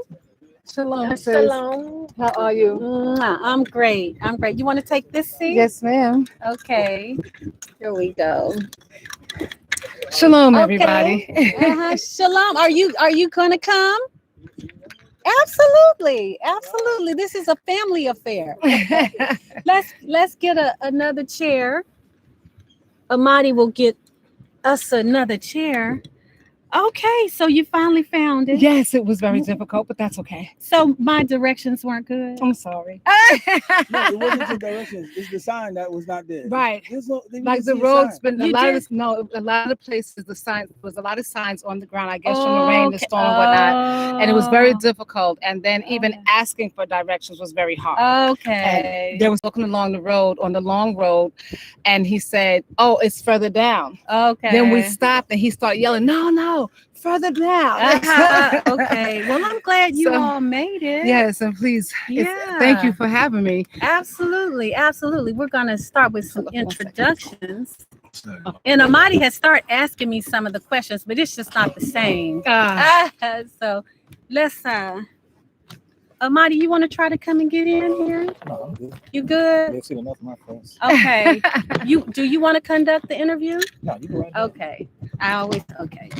Okay. So just real quick, I've already explained to the beautiful people how we met, how everything happened. So let's introduce ourselves. We'll start with you, ma'am. I'm Telsa. My last name is Anderson. This is my son, Mustafa McMore, my oldest son. He really is my son, for real. Okay. And where are you from? I'm originally from Brooklyn, New York, America. Okay. And Mr. Mustafa? I'm from Brooklyn too. Yeah. Now this is the one I tell you. You could not have told us when we met you. You couldn't have told us that you weren't born here in Gambia. You know, it's like I can't say what tribe, but I'm like, when you told us that you were born in America, I'm like, no, So No, I like that. And you know what's so funny? Any country I go to is the same thing. Really? Like even if I'm in East Africa, I'm in Ethiopia, they're like, "Oh, you're from here." Yeah. If I go to Nigeria, they say, "No, you're from here." Yeah. If I go to Mali, they say you're from here. If I go to Guinea, they say you're from here. So yeah, I guess I have a look for everywhere. Okay. And if I'm in Brooklyn, definitely be like, "Yeah, you're from Brooklyn." Okay. Yeah, I hear the Brooklyn accent, but But I try to keep it down. Every once in a while, the African Creole will come out. Okay. And then, I think his spirit was loaned to me. Oh, okay. I mean, I know it sounds crazy, but I really do. I really think that his spirit was loaned to me or given to me to give birth to him. I mean, when he was 8, he said, "I'm going to Africa." 8 years old. And I said, okay, but he was the type of child that when he said something, he needed to do it. Well, especially once he felt like he had a green light to do it, he was going to do it. Okay. So when he said, "I'm going to Africa one day," I said, okay. And I knew that one day he would go to Africa. And then I saw him preparing he thought that he would go to a place that spoke Arabic. So I saw him hanging around nothing but the Arabic speaking Muslims, so he could learn a language, and he learned it fluently. And then he began to learn so many other languages once he got here. But I really feel like his spirit was given to me to give birth to him. Wow, that's amazing. So how many languages do you speak? No, I don't speak that many languages. I speak, let me see, English, Wolof, German, French, Mandinka, just about five and a half. In Arabic. And I did in that. I'm not a professional anymore. You see, one thing about language, if you don't use it, you lose it. So like when I first came to Africa, I could speak pretty good Brooklyn Spanish, because like all of my friends used to be like from Latinos, so I could speak pretty good Spanish. But once I learned French, it was like the Spanish went away, the French came and replaced it. So and the same thing with the Arabic. I never went to Arabic countries. I planned to, but I never did. So eventually my Arabic just kind of dwindled down, and even the German, which I was fluent in. When I went to Germany a couple of years ago, I realized that I was really rough around the edges. So you have to speak the language to keep it in your mind. I can see that. I can definitely see that, because we lived in Japan for a little while. So wow, yeah, we learned enough to get around, but I don't remember a lot of it either. So yeah. So we're in Africa now. So first, starting with Mustafa, and then you. What brought you? What made you want to come to Africa? How did you know you were supposed to be here? Well, that's kind of a weird question, because my mother told me that I was a kid and I came to her and told her I wanted to be in Africa. But I just remember, because my situation was a little different. I grew up in the projects, but then my father, he lived out in Long Island, so my parents were separated. So I was living all the way out in the east end of Long Island, which was like a very upper class community, very close knit, not that many African Americans in the community. So I was able to see the differences and the disparities between racism in the community. I could see the differences of the education and things of that nature. And then my mom, she always made me go to schools in the white neighborhood. So she never made me go to schools in the black neighborhood. And then I was in junior high school one year. I was like, Mom, I'm tired. Every day. I can remember in like 5th grade, getting up at 5 a.m. to go to school all the way in another borough, just so I could get in a good school. So she was using people addresses for me to get to a good school and stuff like that. So one day I was like, Mom, no, I'm coming. I want to go to school in the neighborhood. I want to go to school in the hood. I'm black. I want to go to school with my peoples. Hey, I never regret that again. My mama has to come pick me up every day. Even lunchtime, she had to come get me. It was crazy. It was like, wow, what kind of animal house is this? I got to get up out of here. He literally could not eat lunch. I would go get myself for lunch every day. Because I was terrified for him. He wasn't prepared for that. So it was a totally different scenario. And then I realized as I got older, I was best. I had my first business at 14. So I always took initiative to do my own things. I had my first job at 11. So when I got a little older, I was in college, and then Abner Louima, the Haitian brother in Brooklyn, he was attacked. He was arrested by police at the 77th precinct in Brooklyn, and they sodomized him with a stick in the bathroom. And he had to have surgery, and watching that on television. And then about a couple of weeks later, the young brother Amadou Diallo was shot 41 times in the Bronx. And it hit me, and I went up there to the house where he got shot, and I protested with a sign saying, NYPD was KKK. And it was so weird, because when I got there, I was the only one there at like 9 o'clock at night. And I was just looking around like, okay, where's the other people that's outraged at this? And I realized that there was no consensus. And I realized also that there's a certain things in my life that I just can't accept. I was pretty successful in the U.S. I was a vice president of a bank at 23 years old. Oh wow! And I had 6 banking licenses, so I was doing pretty well. But me doing pretty well did not secure my people. And what that said to me is that, if I wanted to really be wealthy, I needed to go home. And it was always in my heart. So I just decided I'm going to come to Africa. I came visit during the Roots Festival. And then after that, I decided when I went back home, I was going to start working at the bank. I left my banker job, making 6 figures. And I decided to take the organization that I started in Brooklyn, because I started an organization some years before that, trying to get people to get back to school and encouraging people for education. Like a lot of people drop out. So during that time, they had a program in the U.S. that allowed people to go back to college and get their high school diploma at the same time. Okay. So I decided when I went back to America that I was going to change the organization to an international organization, and I started doing my projects here in Africa. And I moved to Africa, and now that's like 19 years ago. It's been the best move I ever made. Wow. I made my first $1 million in Africa. It took me 17 years to finally build a house, because I had been going all around different parts, trying to get the experience, trying to build with the people, trying to get more understanding as to how we can, collectively gain this wealth as people. And it's been a wonderful experience since then. Every day I thank the Most High, because He allowed me to have this experience, and I enjoy being free. The first time I came to Africa, I felt the freedom, and it's the freedom that's more addictive than anything. Being in a place where you could actually be at peace, you don't have that anxiety, and then if you get to a condition like here and you get that peace, then you really understand what you've been lacking in the past. That's true. Yeah, absolutely. Wow, that's wonderful. So, Mom, you're here now.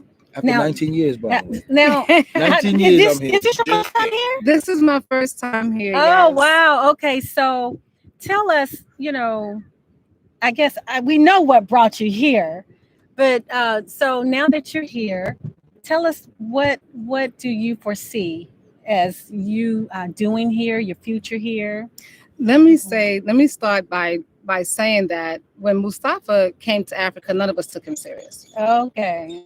Whatever the reason was, we did not. Mm-hmm. And a lot of days I sit back and I've had to ask the Father, wow, Father, I see so much more now than I did before. Mm-hmm. Sometimes when you're among your brother, he's just your brother. Mm-hmm. He's just my son. Mm-hmm. You know what I'm saying? So it's Mm-hmm. like, that's just my son and he's doing what he does. You know what I'm saying? So a lot of times you don't appreciate the diamonds or the jewels that you have in front of you, because you sometimes don't know what to do with them. Yeah. So it's like you have these jewels and you're not sure if you should have a bracelet, earrings, or a necklace. You don't know what to do with it. So you just sort of kind of put it to the side until you make a decision. But it was a couple of years ago that I think I realized that who he was bigger than who I thought he was. And I suddenly had to stop looking at him like my son. Okay. Because he was no longer he didn't need me to be his parent anymore. He probably haven't needed me to be his parent for years. When he spoke about the first business he had at 14, I remember him going on Pickens Avenue and purchasing different items and whatnot, and going to Long Island and reselling them for a higher profit and whatnot. He was explaining to me, and I remember him clearly explaining to me all of this stuff. He was still just my son. That's just my son. There he is. But a couple of years ago, we happened to be in New York together. And I saw all of this work that he was doing. And it wasn't just about him. Because as he said, he's made this money, but he hasn't done it for himself. And that's the thing that I started looking at, the fact that there was this unselfish drive inside of him that was bigger than he was. And I don't even know if he understood that. But it was bigger than he was. And I think I paid attention to it for the first time then. And I remember one day, because this guy and I would go at it. We would bump heads so terribly because I was still trying to parent him. Okay. Yeah. And one day we were talking on the phone, and I went to cut him off. And as clear as day, I heard, be quiet and let him talk and listen to him. And I was quiet. And I listened to him, and I promise you, we have not bumped heads since. And that was a couple of years ago. We have not bumped, because I learned to not be his parent and to not look at him as just my son, because he's not mine. I have 11 children I gave birth to, but they're not mine. But we have a tendency of having possession. Yeah. You belong to me, you're mine, and we want to control what we say belong to us. That's true. So once we get to a point, and I got to the point where he was not mine, that whatever the Most High have done concerning him, it was because of what his design was for him. Mm-hmm. So all of these years, he's been begging me to come to Africa. Okay. And because he's the second child, but the oldest son of 11, okay. I still had other children to raise. Mm-hmm. And I still had other duties to perform and take care of. Mm-hmm. My youngest son just graduated from college in May. Okay. So I felt pretty much free after that. Even before that, when he went to college, I pretty much was on my own. And I felt like, oh, wow, I got this whole new world. And I'm no longer somebody's mother or parent because I got married at 16 to his dad. So my whole life was spent taking care of other people and doing for other people. So when the whole idea of coming to Africa again came across my mind, my son was telling me about some property that was for sale out here in Gambia. And I said, I want the property. And so I said, yeah, as long as we have a river, I want the property. And so I sent him the money. He purchased the property for me. And at that particular moment, when the property was purchased, I knew that this was where I was coming. Because to me, that solidified the move. Okay, you know, you bought the property. This is the move that you have to make. Yes. So, excuse me. So, I said to him, I'm coming in July. Okay. I don't even know if he believed it or not. After 19 years. Yeah, I don't even know if he, because I've been saying, I'm coming, but I never set a date. And I said, I'm coming in July. Okay. And the truth of the matter is, if I tell you that everything that could get in the way, got in the way, it did. It was some of everything that was getting in the way. You know, I had a grandson. There's actually, with myself being the matriarch, there's actually 4 generations of us. And I'm the matriarch of those 4 generations. We've never had tragedy. Okay. We've suffered a lot. We've gone through a lot as a family, but we've never suffered tragedy. Yes. You know, so my grandson, one of my oldest grandsons, he got shot 5 times a couple of years ago, and but he survived the gunshot wounds at that time, although it left him in a bad state. And then in January he dies. After 2 years later. And then there was another tragedy where somebody kicked open my youngest son's door, came in with guns and tried to shoot him, but thanks be the Most High, it didn't happen that way. So just different little things started happening. And I kept saying, I'm going in July. I'm going in July, because I understood that the same mind I had to have, I'm going to go. I didn't realize, I don't think that I knew that I was definitely coming until I was on the plane. Okay. With all of the preparations, I did not feel like I was definitely on my way until I was on the plane. Wow. On the plane. Yeah. So it was surreal. It's like I'm on my way, no turning back. Yeah. Nothing could stop me now, because I'm actually not even the airport. I wasn't good. Once I got on the plane, that I knew I could breathe, because the airport, I was supposed to leave on July 4th. I got to the airport, they took me away. So being at the airport was not enough. I had to be on the plane. Yeah. On the plane. Okay. She called. I was actually in Sudan when she called me and said she was at the airport. I was like, call me when you're on the plane. I ain't nothing guarantee on this one. Yeah. Call me when you're on the plane. Yeah. When she called me back sometime later, I was like, because I was already saying to myself, oh, she ain't called me back, so that means she on the plane. So then I guess the plane was delayed. So she called me like 2 hours later, and I was like, oh, what done happened now? Yeah. When she said I'm on the plane, I was like, oh, you really? She is coming now. So I was kind of weird. But I'm very happy to have her. Yeah. I know that I really haven't shown her much since she got here, because I just got back. I was on the road just a couple of days before, after she got here. So she's been home with the family. And, I'm glad she's here. I haven't showed her too much, but I want her to get the piece of the situation. Okay. You know, one of the things about being in America is about, and this is probably the biggest advantage, you know, you're in a rat race. It's like vampires, and like when you come from here, you go in there, you look at people like you being sucked dry all your life. You just working to pay some bills. Every month the bill paid, the next day you concentrate on paying the next month bill. And it's like you not really living. So if you ever come to a situation where you could actually relax for 2, 3, 4, 5 days, and you ain't got to worry about putting you out your house, you ain't got to worry about the lights going off. I mean, having that type of mindset and that peace of mind, like when you pull up to a police checkpoint or the police pull you over, well, they don't really pull you over, but at the checkpoint, you pull up to the police checkpoint, and you don't have to worry about anybody trying to abuse your rights and things of that nature. So there's a peaceful sense of it, and you know, I want her to. I want her to rest. She's rested. Yeah. Now I think I'm gonna show her around a little bit and show Okay. what really being in Africa is about. It's not Mm. so much about having everything. Yeah. on It's the more so hustle about and having the bustle. basics, which is peace of mind, this living right in here. Right. living in a calm Right. situation with people where you can enjoy each other. Yeah. You can laugh and joke with total strangers, and you don't have to worry about nobody trying to take advantage of you. Yeah. It's a beautiful place. I think, when we try to explain to people, we say just come. We can tell you, all of that, but you won't understand it until you feel it. So that is definitely. So you've only been here for a short while, so you're still kind of finding your place and trying to figure out what's next. But you're here. Okay, cool. I'm planning to kidnap her. Oh, you're gonna kidnap her? Because she works. I don't think you're gonna have to. She works in America. Okay. She's a teacher. She's working, and it's like my mom is working. I don't work. Uh-huh. So why my mom working? Yeah. Like, please, mom. We What need they teachers paying here.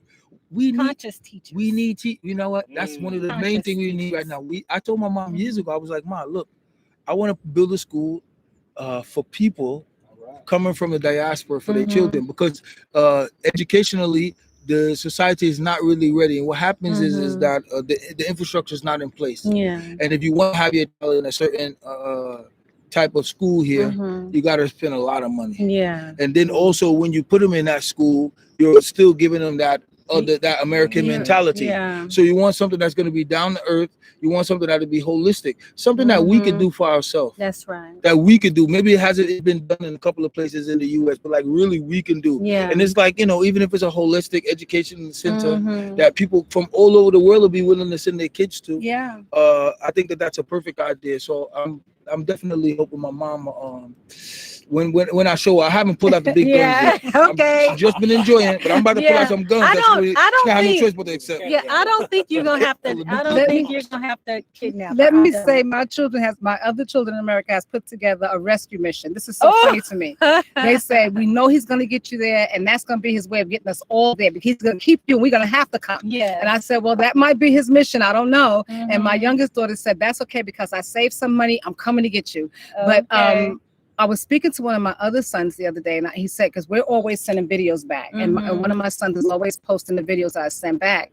And my son said, I know I was supposed to come. Now I really want to come. So I think that my coming and sending back videos and their experiencing that experiences through my eyes, that it is prompting, like, maybe that isn't such a bad thing. But I think that one of the biggest beasts that we live with is the delusion of what we think we know.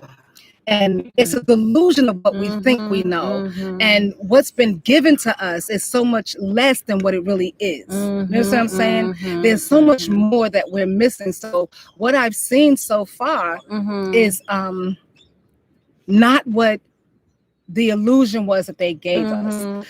People here are not what they keep showing on TV. No. Now, we have people in America that live like what they show on TV. But the thing about it is that my thing is that we can be so much better to each other and for each other if we just give ourselves the opportunity to lose that delusion that we've been clouded with. But I feel like the delusions are set up to stop us from moving forward. I agree. They're there to stop us from being able to open up our minds. So I will say this. I have always been OCD my whole life. He'll tell you. He used to say to me, I think you just do it because you don't like a mess. And my other kids would tell me, you just look for God, but I don't.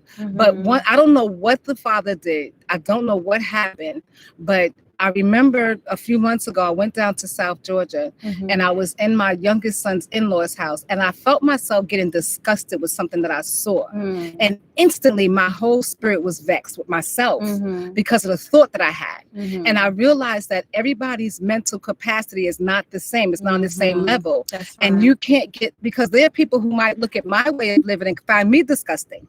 So when I got off the plane in Gambia and I got here, I understood that my mindset could not stay the way it was and be okay. My mindset had to be able to be different. Yeah. But I think it takes a stronger mind to do that.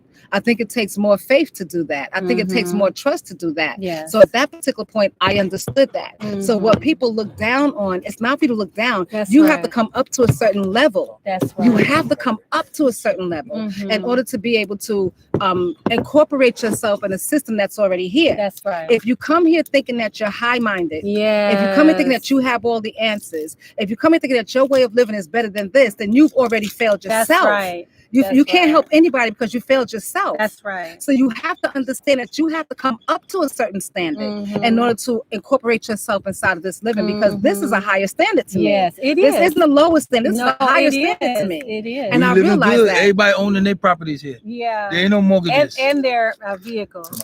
So Thank you. Before we go to the next question, let's Yes. let's just address a few. Yes. Okay. Mhm. So we just have people saying hello, shalom. Shalom. Still watching from Miami, Florida. Speaking the truth, sister. Yahweh never gave us a religion, but a culture of life. You're sure right. Family, welcome back home. I think this is for you. Hola, her mom. That's Spanish, I think, or either French. Which one? Right. Let me see. Where was Everything look English over there. it? Right here. Hola, hermana, Hola. bienvenido en Gambia. Okay. Yes. What's Cherno that? Cisse. He's just greeting. Okay, that's in. Cherno Is that, Cisse. is that French?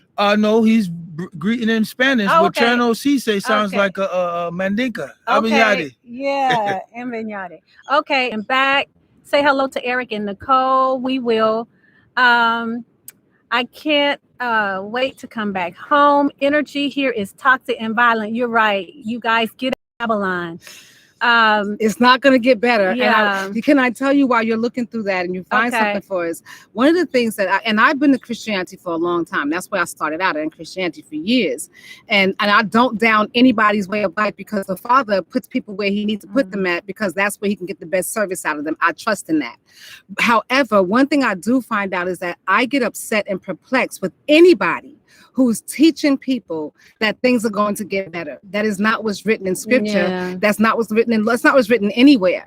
So we should be at a point now that we're preparing people Yes. for the things For that the are worst. to come. Yeah. Not to lie to them and tell them, oh, it's going to get better. You could ignore it. No, don't ignore it. Yeah. We should be preparing each other Yeah. for things that are to come. Yeah. Babylon is not going to get better. It's in the scripture. It's No. going to get worse. Let's It- stop lying to each other. That's right. It's going in the direction that it's written for it to go in. It's going to fall and crumble. Yeah. There's nothing that we can do about that, but prepare ourselves for what's to come. Prepare our children. Yeah. Prepare those people that we are acquainted with of what's to come. Get Mhm. yourself ready. You go Yeah. to the store and you buy a case of water, buy 3 cases, put one away. You go Yeah. to the store and you buy grain or rice, to get a couple of, and put them away. If you're not going to move, then you prepare yourself to be there and prepare for the worst that's to come, because That's it's not going to right. get better. Yeah. It's a delusion in getting better. You're being lied to. That's right. And the Most High, I mean, in our Bible, it says that the last days are going to be like until the days of Noah. That's There was destruction. That's right. And also the days of Sodom and Gomorrah,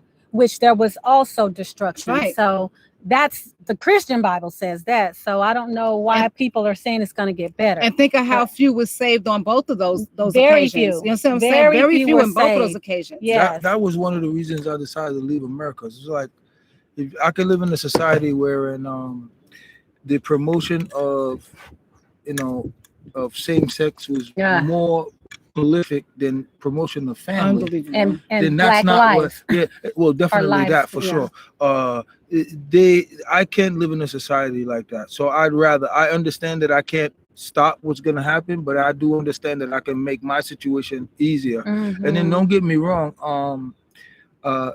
Africa is the last of the Mohicans. Like if you Mhm. want to develop wealth for yourself, this is the Mhm. place. Yeah. There's no other place in the world you can become wealthy except here in Africa. Mhm. If you're not already in, you ain't Mhm. gonna get in. Yeah, I I'm not agree. talking about millionaire rich. You got a couple of millions, you good. You got a Mhm. couple of $500-600 million. You think that's wealth? That's not wealth. Mhm. Real wealth is something that even your great grandkids can't outspend. Mhm. So for us as a people, I believe the only way to gain wealth is here. Mhm. We have the advantage. Mhm. I think I told you I was in banking before. Yes. So I was from too. the financial aspect, Mhm. I know that Africa has greater advantage for Mhm. the people in the blacks in the diaspora than Mhm. anybody, Yeah. because we've already gained the knowledge of our European brothers. We know how they getting down. We know what they up to. We understand about the Asian brothers, what their motivations are as well. And then we come to Africa where we have an advantage of not only insight but of color. So like if I go into any country in Africa, if I don't speak that particular language, if I don't speak anything, they won't know me different from anybody else. So I have the same advantages that people locally have, but at the same time I have the mindset and I have the education coming from the Western world that enable us to become more successful as a people. Exactly. So there's definitely so much opportunity. It's like being a kid in a candy store, so much to do. I mean, just like looking like right where you're at right now, we could just look at a couple of the trees and could just imagine the type of business they have. There's a sister doing loofah business. I don't know if you know loofah. Yes. It's a sponge, and she's doing a $5 million loofah business in California. And it grows locally here. And the loofah grows wild. And now loofah oil. So there's so much here in the motherland that's still waiting for people to tap into. And don't think, because a lot of people, they say, oh, the Chinese getting everything. Chinese ain't getting nothing. The whites getting everything, they ain't getting nothing. Because at the end of the day, the African man know that these people only there to exploit them. They always keep something for themselves. And nothing here is running out. They can mine till they die. They're not gonna ever finish out Africa. This is the basket of the world. Yeah. But we want our people, when you come, not to do as they do. We want you to put back into the economy. If you're not living here, make certain you put back into the economy. Right. So a few more questions before the next. If someone says you can start with the Saturday school, for you it would be a Sunday school. A Saturday is Sabbath. So, true. And actually I teach a Shabbat class with some sisters only. I teach a Shabbat class with the sisters, and right now we're studying Proverbs. Okay. Another person says the delusions are international. That's true. Yes, they're trying to create a new world order. Sheriff Suso says the West is not what you think. It's all brainwashed. That's true. That's true. Suso. Yes. Let's see. I'm not sure what that person is saying. Tell it, sis, you have to come up to a higher consciousness. That's true. Yes, brother, am Mandinga. From Tangi Village, now living in Spain. It's time to come home, brother. And someone bring some of those skills with you, brother. Yeah, you don't even have to read scripture to know it's gonna get better. You got over 400 years of evidence, or that it's not gonna get better. That's true.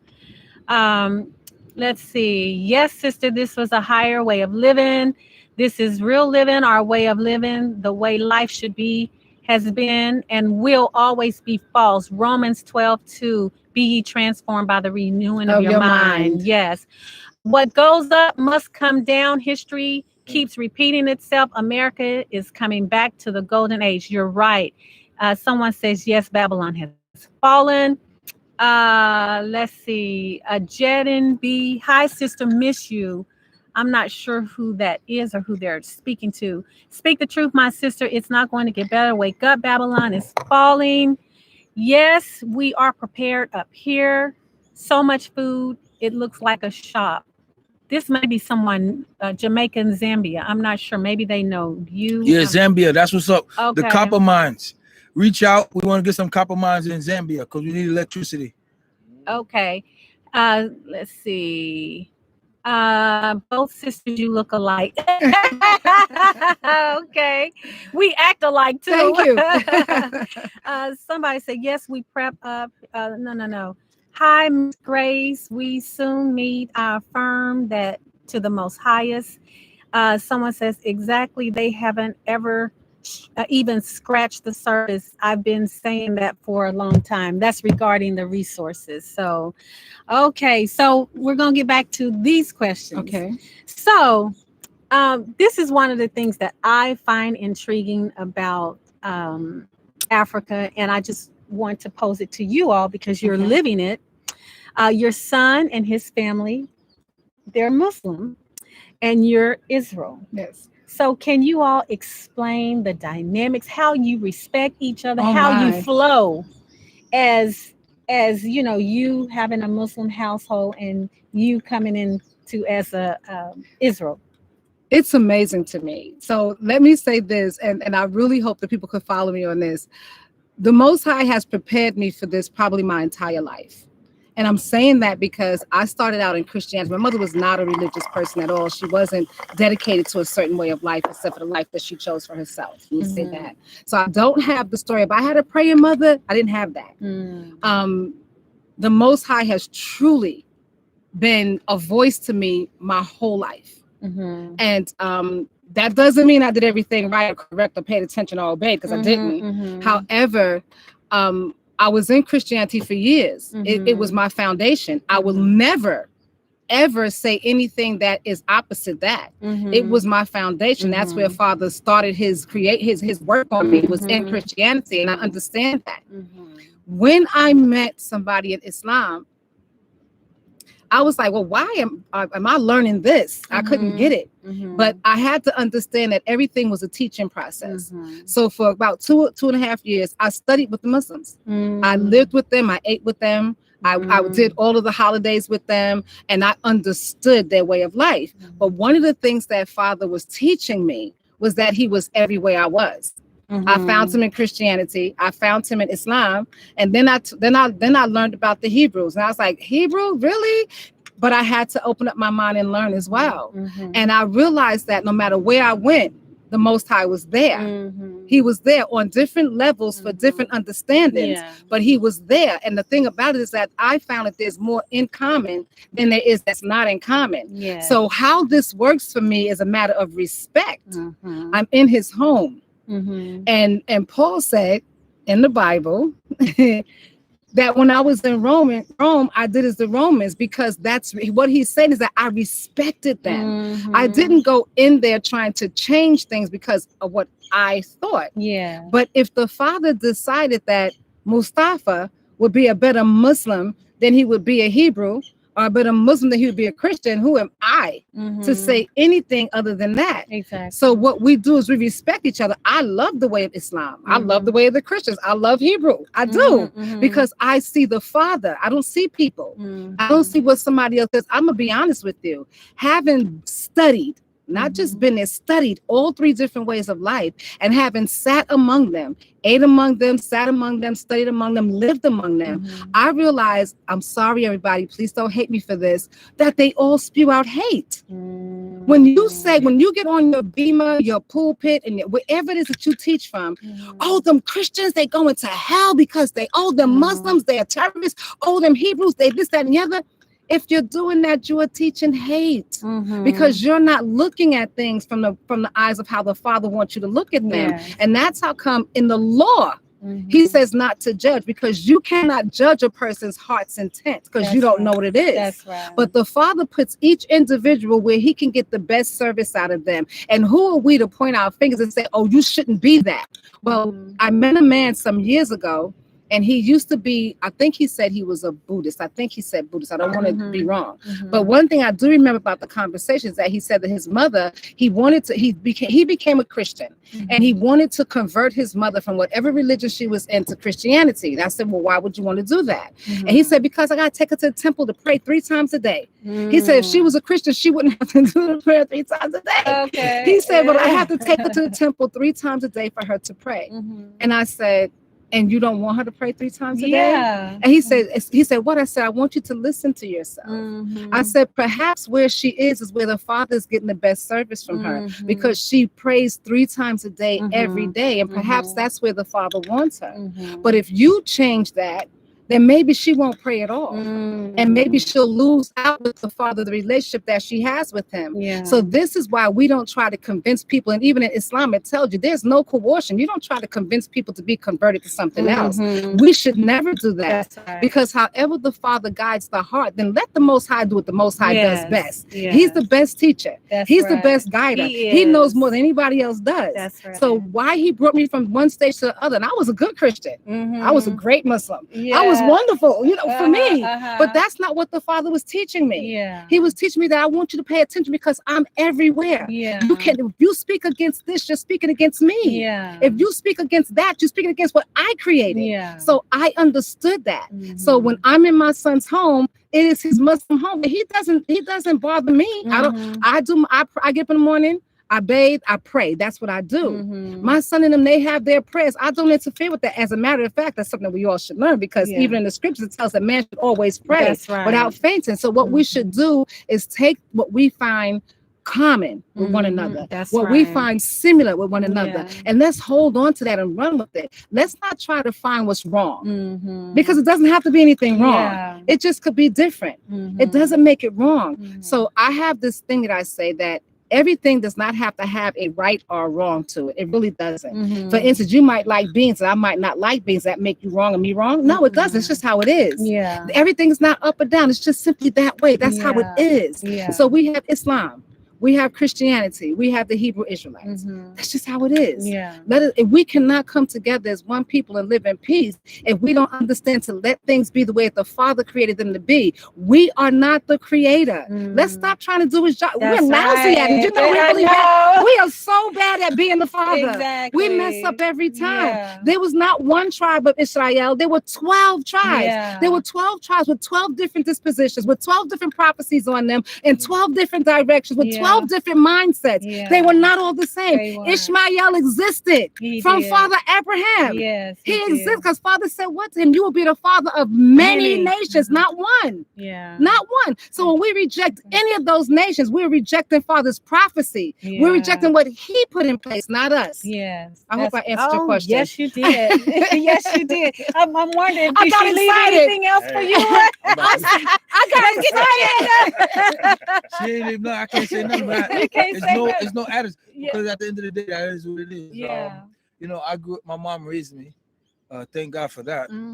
Didn't have a mother like this raising me as a single parent. I don't know what I would wind up being, and I always give so much honor to her because she's given me so much advantage. And just imagine being with her for a couple of minutes, growing up with her all your life. Yeah. Nikki, that's my Yeah. birth name. Come here, I want to talk to you.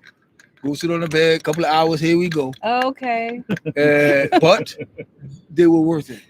One thing I learned when I was younger is getting knowledge from the elders is one of the best things you can get in your Absolutely. life. So all of my friends have always been old past. Yeah. Since I've been young, I've learned that. Okay. So I feel the same way. You know, but as a Muslim, if you study the Quran, Allah explains to you exactly that. He says in the Quran that there are going to be Christians, Jews, Sabians, and Muslims who go to paradise. He says it. Oh wow. The issue is most people take what they want out of everything to conform to themselves, to what they like. If you come to West Africa, I don't know about East Africa or Arab states, but Muslims and Christians, they live together. Yeah. Jews are welcome. We don't have that. Oh, you were Christian, especially like Gambia is a small country, but like if you go into a bigger country like Senegal, you will see because there's a lot more Christians there in Senegal. You'll see when the Christian holiday come, they come with their gifts and give it to their Muslim neighbors and family members. You see Muslims marrying Christian females in Christian families, and they're converted, and the family is able to sit down and be okay with that. You during the Muslim holidays, they fellowship with the Christians, and they have that relationship. Some people are not big enough for that.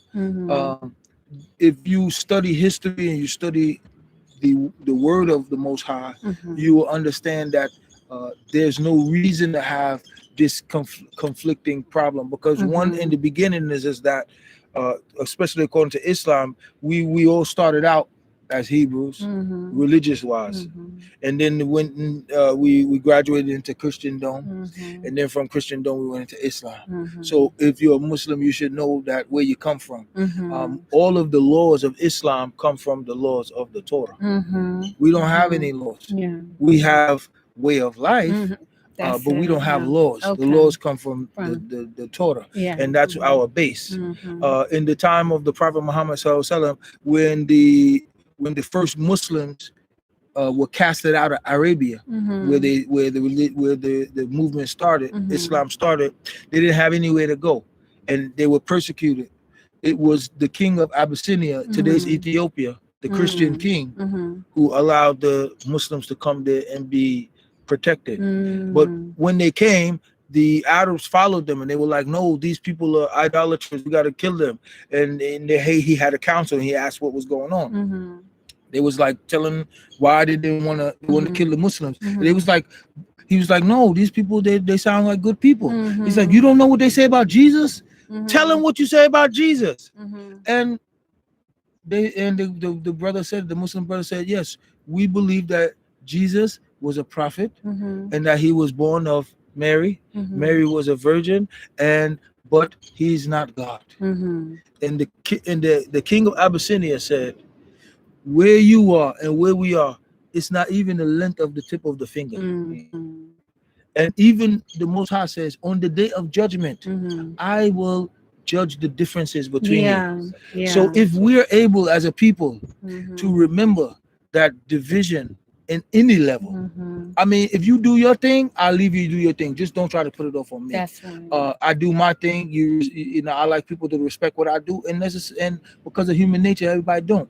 So it's sometimes you being a better person to understand that this person is kind of like ignorant and don't have the mindset you have, and you just got to take a leadership position and be the bigger person. So in this case, I told everybody, I was like, all the time, especially like my in-laws, when I say my mother is a Hebrew, they're like, "Your mom's a Hebrew?" I'm like, "Yeah." But in fact, they can't really say anything because they know that Hebrew followed the law.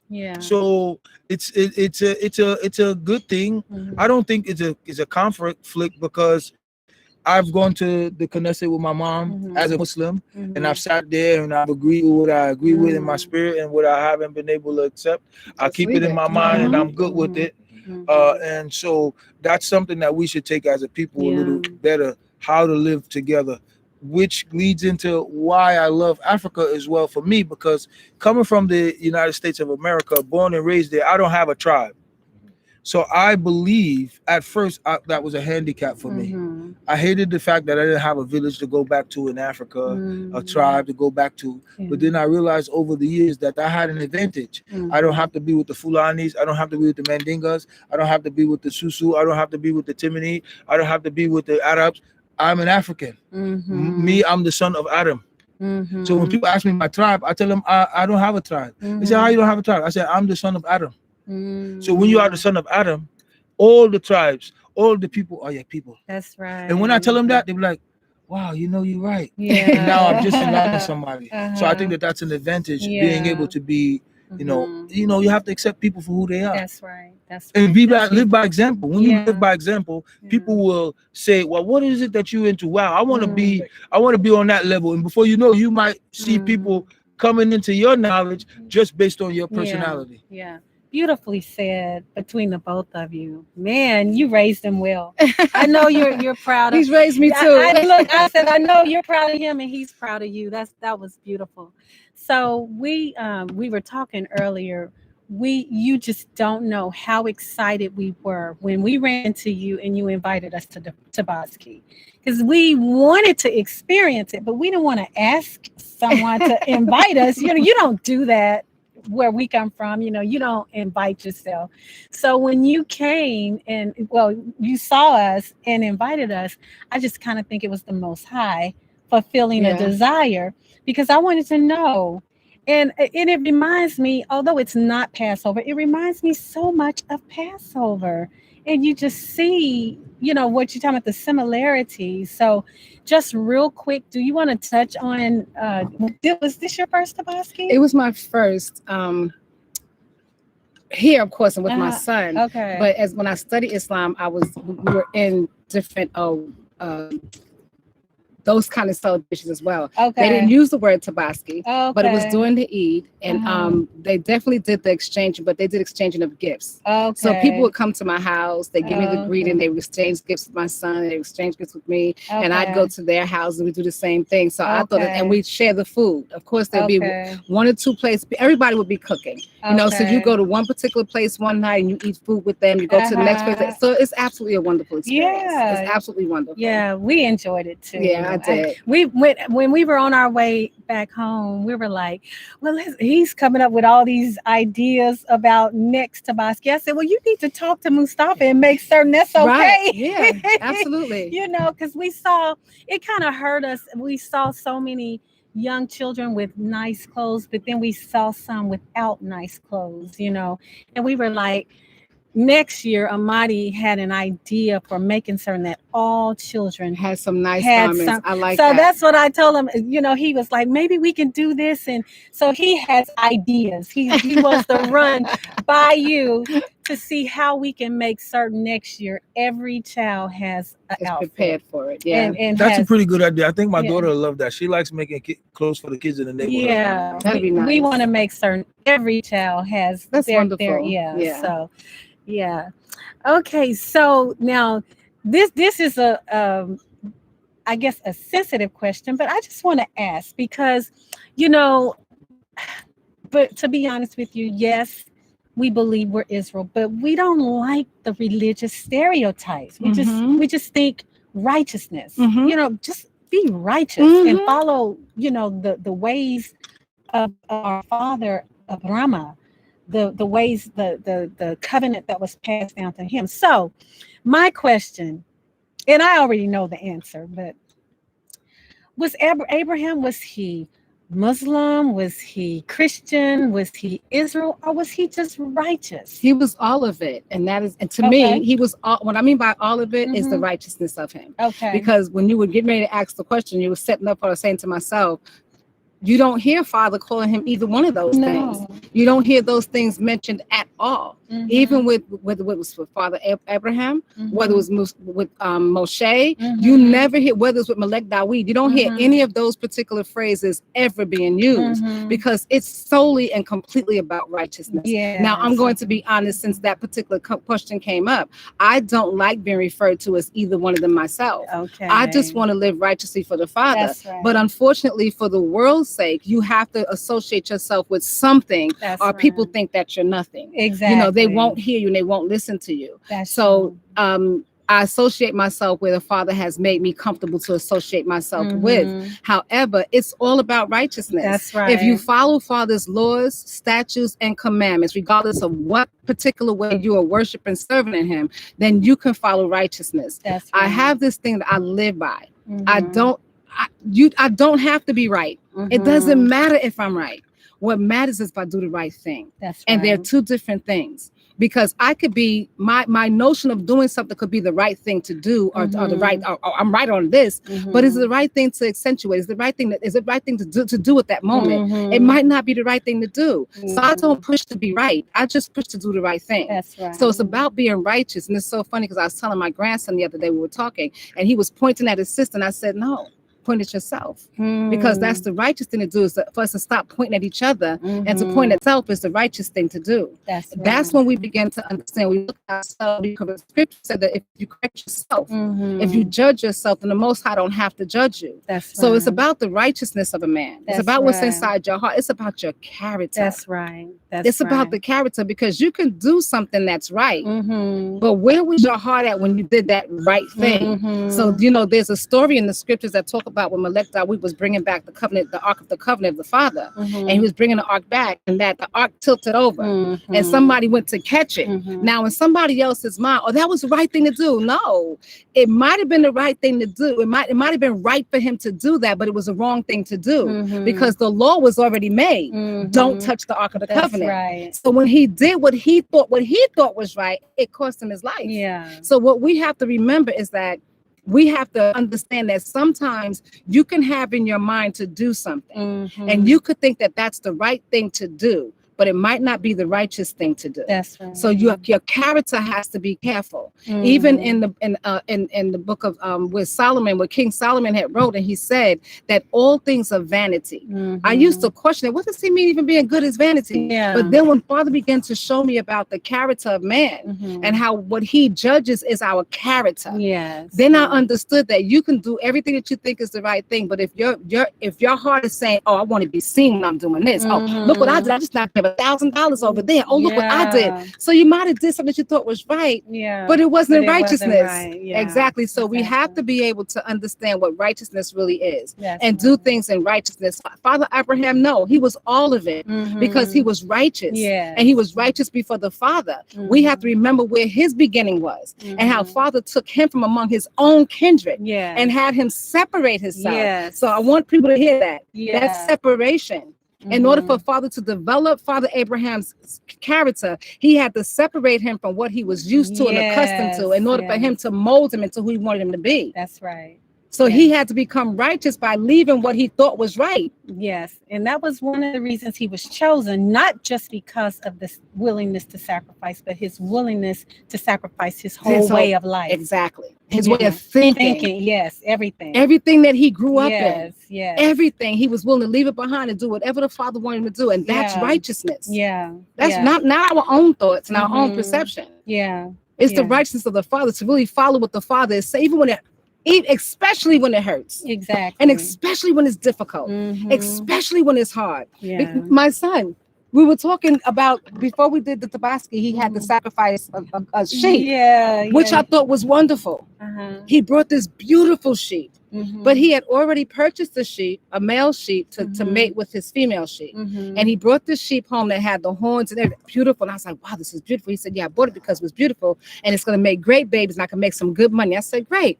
Then he and his wife went out and they purchased another sheep for the sacrifice. And that sheep was really beautiful. It was more beautiful than the first one. Big and strong. And so he said, oh, I'm having a problem. I said, what's the problem? He said, well, now I don't know which sheep to sacrifice. So we sat down and have a conversation. And he said to me, I understand the sacrifice is supposed to be the best of what I have. And I say, yes. So in that conversation, we talked about how if it's not something, the word sacrifice, it has to be something that's hard for you to do. If it's not difficult to do, it's not a sacrifice. That's right. So he sacrificed the sheep that was the more difficult thing for him to do, which would have made him more money. That's the sacrifice. So see, Father Abraham's, his whole life was full of sacrifice. It wasn't just that one sacrifice, not at all. Exactly. His life was full of sacrifice. When he left his kindred and went out to what he didn't even know. He didn't know anything, but he was trusting the voice of the Most High. That was a sacrifice. It was hard to do. So that thing that's hard to do is when we could really find the Father directing us when it's hard to do it. That's where we find our righteousness at. Absolutely. I agree. Amen to all of that. That's great. I want to add something to that if you don't mind. Okay, sure. So I will say that Father Abraham was a Muslim. That's how I'll start that statement off with. So everybody know he Tell us was a Muslim. why. I said all of it. So first, the reason why he's a Muslim is not because he was, Prophet Abraham was before the Prophet Muhammad sallallahu alaihi wasallam. So the religion, but Prophet Abraham, along with all the prophets, including Adam, our first father, was a Muslim. And when people, and my mother taught me this a long time ago when I was young in the church. She said words make a difference. And what people do is people read, but reading. When I did my advanced reading, they taught you something about comprehension. Comprehension and reading goes hand in hand. So when you read something, you need to be able to comprehend what the reading is. And that's another reason that got me out of, I'm going 3 places at the same time, but that's another reason that got me out of Christianity, because it was like, when I was little, they used to say that Jesus was the Son of God. Stop a lot. And then when I got bigger, they started saying he was God. I was like, well, hold on, how'd that happen? And then you see in the one Bible, they had back in the days, Gideon and all that stuff. Then they changed it. They had the NIV, the New Age version. And I said, but these words you use, they change the meaning of what you are saying. So the comprehension of the word makes a big difference. So I said all of that to say, the reason why I said Prophet Abraham was a Muslim is because the word Muslim is not a religion. The word Muslim is just like telephone. If you to somebody in the beaches of Fiji where they don't speak English, telephone, they will never know unless you taught them this means telephone. So each word has a reason, it has a definition, it's attached to something. The word Muslim does not mean a religion. The word Muslim means someone who submits to the will of God. Oh, wow. That's all. So anybody who submits to the will of God is a Muslim. Okay. Now, if you want to talk about the religion of Islam, Uh-huh. that's a whole different story. Okay. But yes, definitely Ibrahim was a Okay. Muslim. Everybody. Okay. And you know, Okay. just to top that off, because even in the Quran, it tells you that the sun, moon, and the stars is Muslim. Why? Because they're in the order of the Father. They're That tree is a following Muslim. because it's Okay. doing what the Most High said it there to do. That's some good education. So we Now- all should be saying we're all Muslim yeah. because we are following. We're in the will of the Father, Okay. doing what the Father wants us to do. Okay. Now, where did the Arabic language come Well, in? it's so funny you asked that because it's one of the most amazing things about Islam. Okay. During the time of Islam, Mm-hmm. you have to understand what was going on in the world. Mm-hmm. The Arabs were the most barbaric, chaotic Mm-hmm. people in the world at that Yes. time. Yeah. They were worse than the worst kind of people you can Yeah. imagine. Yeah. And when the Most High brought Prophet Muhammad to them, he made it clear that one of the reasons because these were the most backwards people and barbaric in the world. Mm-hmm. How the Quran was brought forth in the Arabic is probably the biggest not a mystery, but one of the biggest wonders of Islam. Mm-hmm. Allah chose the Arabic language because Allah said that language was the best language to use for the word of Allah. Mm-hmm. Now, unless you listen to the Quran and read what it says, you couldn't understand what I'm saying. Mm-hmm. But everything in the Quran is a melody. Mm-hmm. It's a song. Mm-hmm. Everything goes like this. Da, da, da, da, da. Bismillahirrahmanirrahim. Mhm. Alhamdulillah Rabbil Mhm, Alameen. mhm, mhm, All the words are perfectly placed mhm. in the Islam. Okay. So when the word needs to be human, Mhm, man, mhm, the word for man goes in the scripture, mhm, it's melodious. mhm, 100%. It's a poetry. mhm. The Quran is like a big book of poetry. Okay. It rhymes. Okay. And it's so beautiful on the tongue. If you Mhm, actually listen to the Quran, if you listen to it, mhm, it'll be like a song. mhm. Eventually it'll be playing in your head, like, wow. And that's one of the things that made me well, I loved Islam before I even knew about Islam. Because we went to church on Fulton Street, Mm-hmm. and during that time I was little, but there's a mosque right next Down door. the corner. But every time they played the Azan, I liked it Mhm, because it sounded so beautiful. mhm. So one of the reasons the Most High said that he chose Arabic language Mhm. wasn't because he chose the Arabic people, because he made it very clear. An Arab and a white, an Arab and a black, no difference. All is the same. But I chose the Arabic language because the Arabic language is the most beautiful to speak the Quran. Okay. And I implore anybody, not on a religious basis, to actually listen to it to prove it. Mhm, And another thing about it is that if you go into the Quran, it talks about science. mhm. So like almost 1,600 years ago, they didn't have microscopes to tell you about the male and the female and having babies. Mhm. But the Quran specifically explains sperm, Mhm. egg, fertilization, gestation, way before there was any scientific knowledge of that. Mhm. So, I'm 100% comfortable in Islam, Mhm. and I also know that the Most High said that he have not just Muslims who are going to go to paradise. So therefore, the Most High, as my mother said, deals with people differently. Yeah. Yeah. Wow. Wow. We learned something new today. A lot of new things.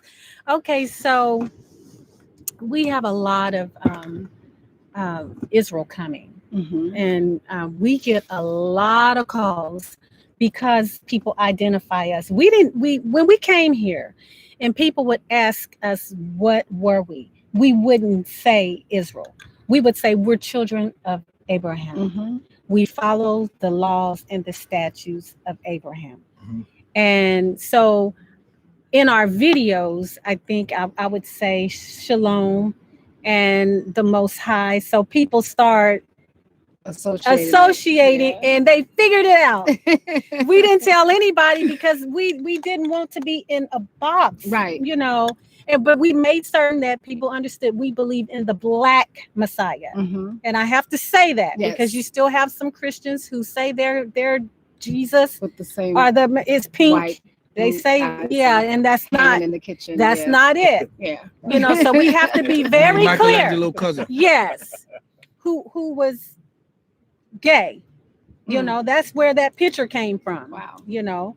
So but we were specific. We are children of Abraham, and we believe in the Black Messiah to come. So after they figured out that we were Israel, and we started getting emails and correspondence and things of that nature, and people are wanting to come. Mm-hmm. People wanting to come and say, are we safe there? Because Israel throughout the ages have not saying that we're the only ones, but we were specifically targeted by groups all over the world to annihilate. So people want to know, are we safe coming here? Are the Muslims going to be good to us? And I'm like, yeah, you're safe here.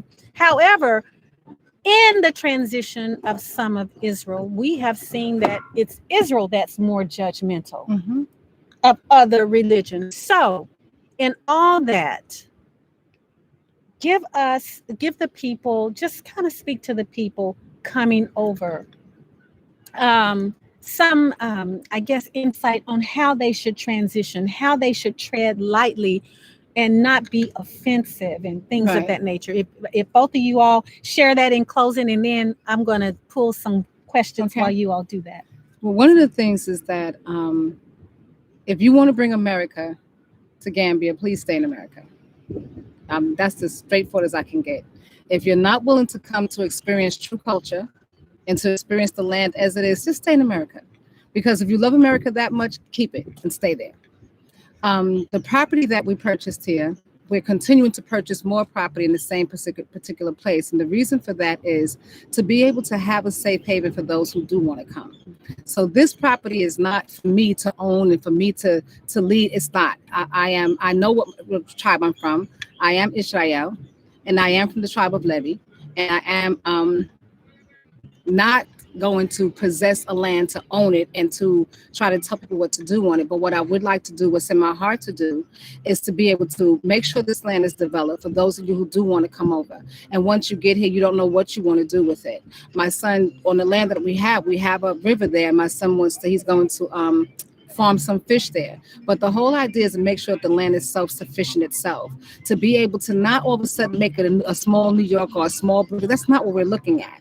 What we're looking at is to embrace the culture that's here and to not just help ourselves and each other, but to be able to put back into the communities and to be able to have a self-sufficient place. So on the land, we want to be able to build houses for each family that's coming. We know that the Most High in the scriptures gave a portion to each tribe. There's a certain particular place that each tribe is supposed to be. So we know to the north is this tribe, the south, the east, the west, everything. And that's how we want to set this whole particular compound. I hate to use the word compound, but I don't know, community, this whole community. So that when you come here, you'll have something to do. My son has so many different businesses that he has going on that will help those who don't have jobs. We need builders to come in and to build the housing. We need farmers to come in to farm the land. We need those who know how to take care of livestock, We need women who do sewing to be seamstresses. We need everything here. And I'm asking you even now, since we're on this show, if you want to come and help build this property, to build this land, please contact my sister so that you can let us know that you're willing to do that, because the first thing that we'd like to do is to build the place for the guys to work so they can start building up the land, to build a wall in the land. My son tries to do everything, but he can't do everything by himself. But we need people to come out and want to work. If you really want to come out and work, if you want to come out and bring your family, if you want to see what this place is about, then I suggest that the husbands, the sons, the brothers, the fathers, come on out to Gambia. Contact the sisters, contact the brother, contact my son, and tell them, yes, we want to come out. We want to experience it. And you come and you experience the land, walk the land, speak to the people, but don't come here with your mindset on changing anybody, because that's not what you want to do. If you want to be American, stay in America. That's right. But my whole purpose in coming out here is because I want to experience what was stolen from me. And I'm going to take that back. I want to experience what we robbed ourselves of because we were scattered abroad because of our own disobedience. Let me say that to you. Nobody came and stole us. Father promised. He said the next time you were carried away, you'll be carried away on ships because of disobedience. Yeah. I'm not going to get into the whole gist of that, but because of disobedience, so nobody took anything from us. We cheated ourselves out of that. So if the doors open now for us to be able to return to this place, let's return to this place with the mindset of learning what we missed out on, what we've cheated ourselves out of. Let's return here with that mindset. Now, granted, there's a lot of things that we can help improve because there are certain standards that need to be improved, but we don't want to be another America. So this property will not be a little America. It will be Gambia. And we will live as the Gambians live, and we will live as the Father chooses for us to live this way. So what I'd like to do is be able to develop this land for us to be able to put back in the community, be self-sufficient, not taking and robbing from people, but being able to build a community that will be sufficient within itself and to be able to put something back into the community as well. So my first thought is we need some men to come out here and be willing to work and to learn the land. Come out and learn. Because you don't have to pack up and move your family here right away. You come out and you learn. You learn the way. You learn the things and come back and tell your wives and tell your daughters and tell your sons. Tell them. But come out first and be willing to learn. Be willing to build. And Nehemiah says, so the people had a mind to work. We all can't do the same job. That's okay. But what you have to understand, even in Nehemiah, if you go back and you read Nehemiah, you'll find out that every single job was utterly important for that land to work and to function. Every job was important. So whether you was planting seeds or you was digging a ditch, everything needed to be done. We have to have ditches dug. We have to have seeds planted. We have to have somebody doing the dirty work and picking up the dung and putting it where it needs to be put at. But every single job is essential and important. There is no big I's, no little U's. We all are needed. So if you're willing to come out and to learn about Gambia, to learn about the living here in Africa, please contact the sister. Please contact the brother. Please contact my son, because there's so much out here to be done. Babylon is falling. If you think that it's going to be a turnaround, it's not. The gates are open and time is not waiting.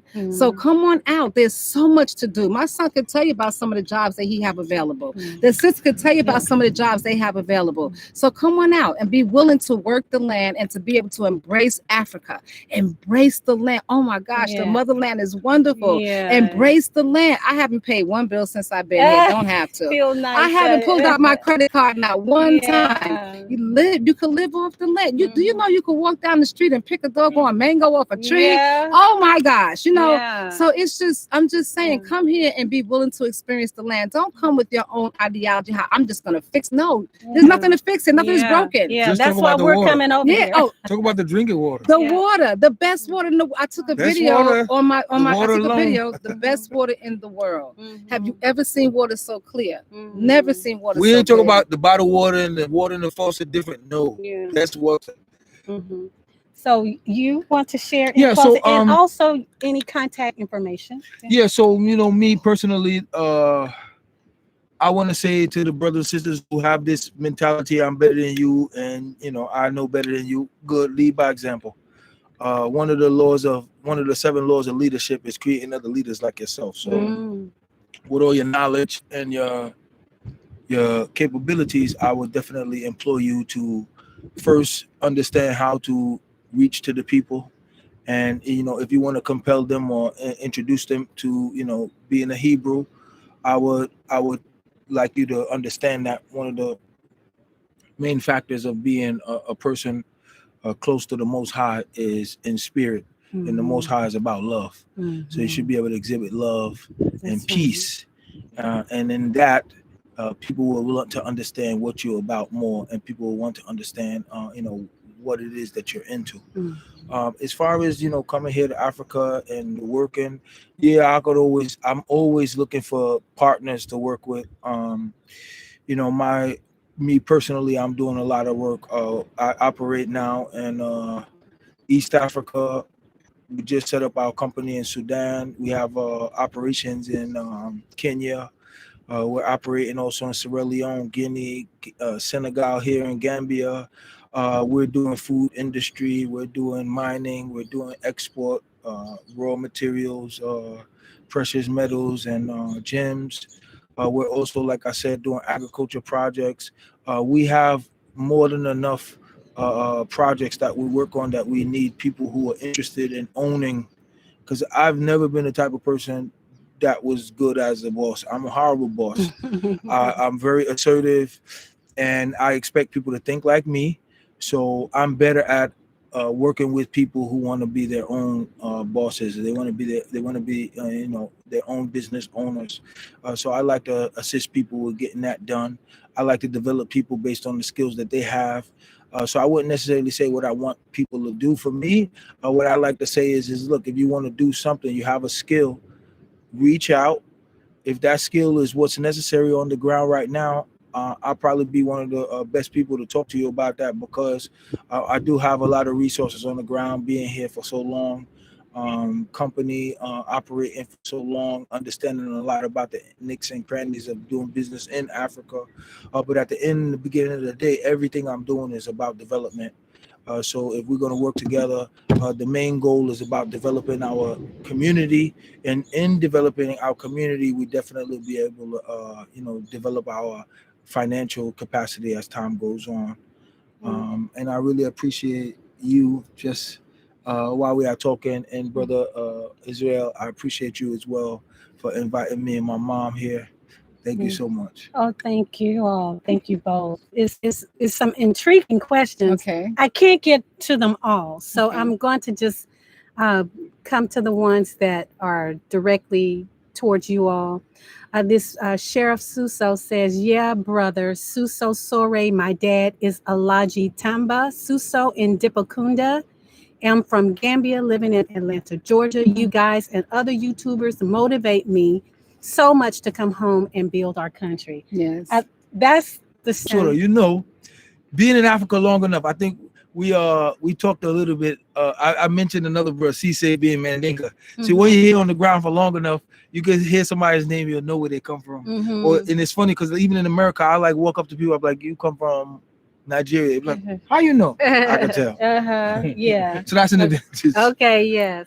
Okay, and this is to you. I love that you see the Father in everything, every religion, because Yah is omnipresent. Yes, he is. I like that. Yes, he is. Okay, let's see.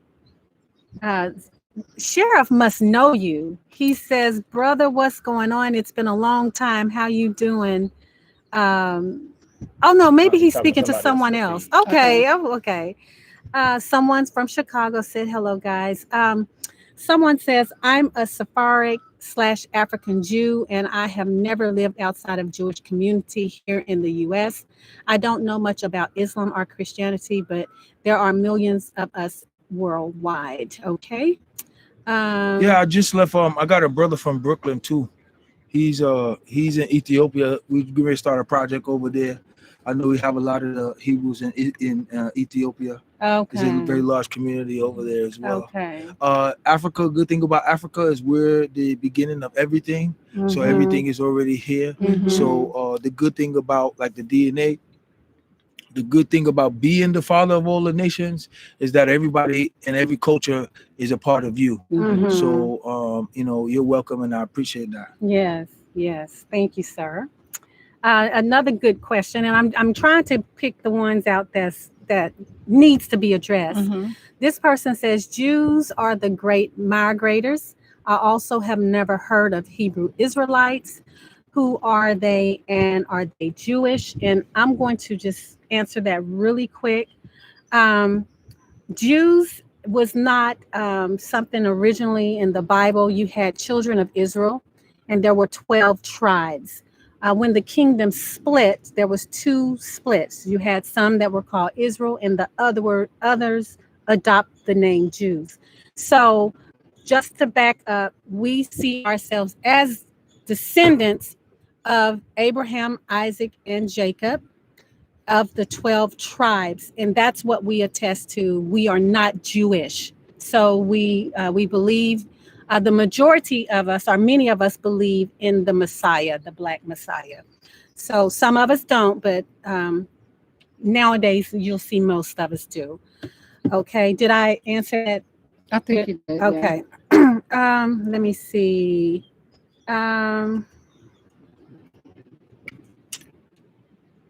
Okay, I think these are people having, this person says, it's all about righteous living, loving your neighbor as yourself, being helpers of one another, having the agape love towards your fellow man. Remember the ones that will be grafted in. Okay. Um, this person said Muslim means believes and Islam means submission in Arabic. Mm. Okay.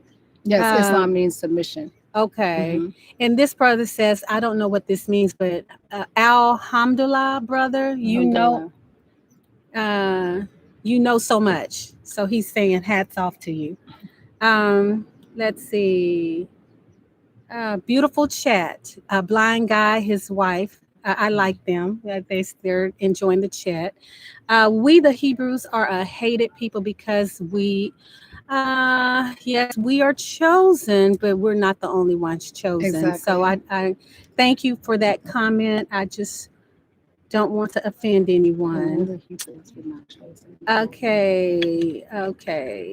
This let's see. Someone says that's correct. Do not bring America to Gambia. I second that. We ran from America. What was the lady? She said, I ran for my life. But let me tell you something, by the way.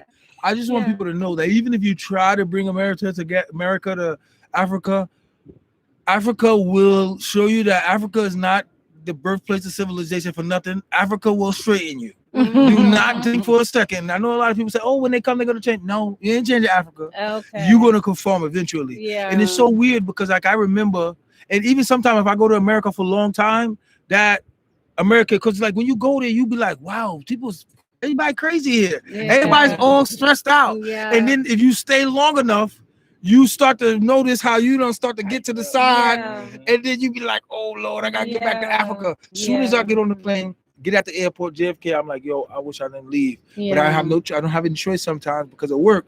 But I say that to say that Africa is not Africa for nothing. You will change. If you come to Africa, you will change. Just keep your mind open. I know a lot of times it gets hard. Sometimes you'll get to that point where you say, I don't know what I'm gonna do. I don't know what I'm gonna do. That's the best time to just take a breather, relax, go for a long walk, and you'll figure it out. Yes. So you're so right. Africans here are not going to change for Westerners. I mean, they will make some adjustments, but they're not changing, and we don't want them to. It's something beautiful about this place, something beautiful that draws us to this place. And thank you all so much for this dialogue because Amadi and I, we just were really concerned at because, we have all types of friends, but we have a lot of Israelite friends. And some of the things that we hear and it's said out loud, we're like, if you were in some other Muslim countries, you may be shanked because, there's laws against speaking badly, but Gambia is a peaceful place.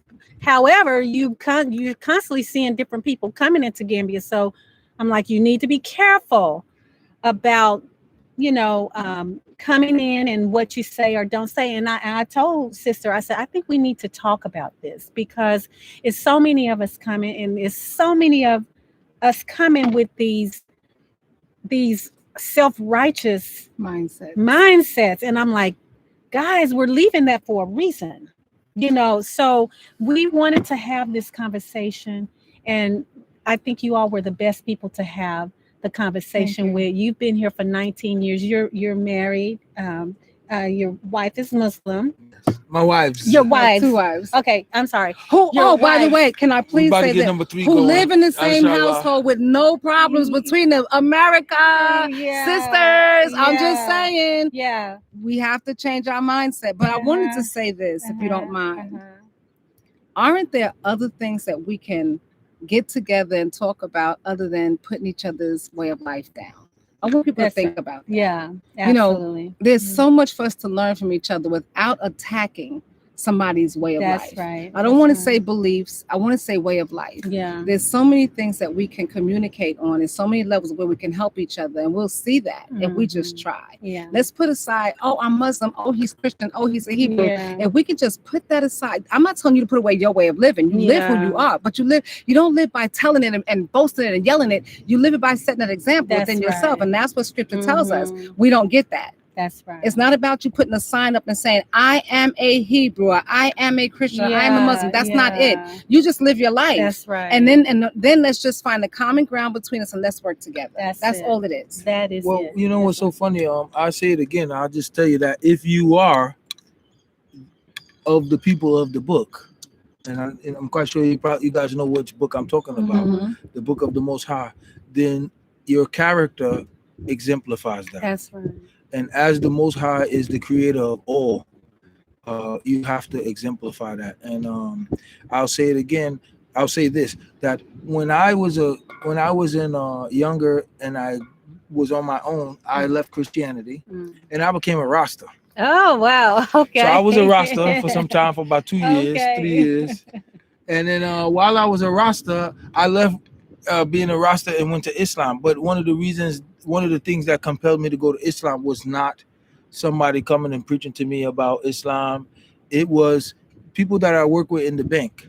I was a banker, and then some of my subordinates were these older men, and they were from Pakistan, and they were so good in how they dealt with me and how they represented their work. And I just liked them. I liked them so much. And I was like, you guys are nice. And eventually I watched them. We used to go out on trips, and they take their time to do their prayers. And I noticed their comportment. And it was the way that they treated me and the way that they treated everybody that caused me to take a look at Islam. Yeah. So I like to say that leading by example is probably one of the most important things. And if you are a Hebrew and you want to come here, you are a Muslim, you want to come here, you're a Christian, you come here. In Africa, for the most part, people respect everybody because they still have people who worship idols here. They still have people who go in the water and do all kind of stuff. Everybody respects everybody's way of living. And that's probably the most important part. Do you, but don't forget to respect others. That's right. That's right. Well said. So they asked in the comments, they want your contact information. So sure. Would you do you have a means to put it in? You get in contact with me, but I'm not guaranteeing it because really I move. Okay. I want to say something to you before. If you want to contact me, I'm not a talker only. I talk, but I do 1,000 times more than what I say. If you're ready to move and make some moves, reach out to me. If you're ready to talk a lot and talk about this, make this happen, you're gonna miss out because I move. Like I'm here today. By 2 weeks, I'm gonna be other part of Africa. After that, I'm gonna be someplace else because there's a lot of work to be done, and there's no time for playing. Yeah. There's only time for serious people. There are thousands of opportunities, but you have to be serious. Don't come here and think that because you got a beach and you can relax 7 days a week and maybe work another week, you should be ready to hit the ground rolling, and then you take a little 2-3 days off and relax, and then try to develop yourself as you wish. So I'll give you my contact. How do I give my contact? Well, you can share. Do you want your email? Do you want to give your phone number or your email? Your email. I could give my email is better because phone numbers, they change that by the week, depending on which country I'm in. But you can contact me at which one I'm gonna give? Mr. M.R.N. Mr. N. McMore, MCMOORE at Gmail. Mr. N. McMore at gmail.com. And I'm gonna give my contact to the Queen and the King, and you can reach out to me anytime. I don't need no money from you. I'm not here for money, but I do want to work with you. So anything you need, any information you need, feel free. I'll be more than happy to help you. I'm a consultant, business consultant. That's what I do for a living, to make money. But what I do in Africa is about development. So if you want to come here, you want to work with me, make sure that you're development minded. If you just want to come to make some money, I could charge you to consult you and help you set up your business to do your thing for yourself. I don't mind doing that either. Just let me know. Okay. Thank you all so much. It's been divine. This is divine order. I thank you all so much. You all have been hanging tight with us for 2 hours and 43 minutes. We thank you all so very much. I will get his email and include it in the description box so that you can email him. And please, serious inquiries only, because he is a busy guy. So guys, again, thank you so much. And we will see you next Sunday for Soulful Sit Downs. Thank you. Enjoy the rest of your day. Thank you. Peace and blessings. Thank you very much, brother. I really appreciate it. Thank you. Wow, that was awesome. Wow. So too. This is the longest one we've had.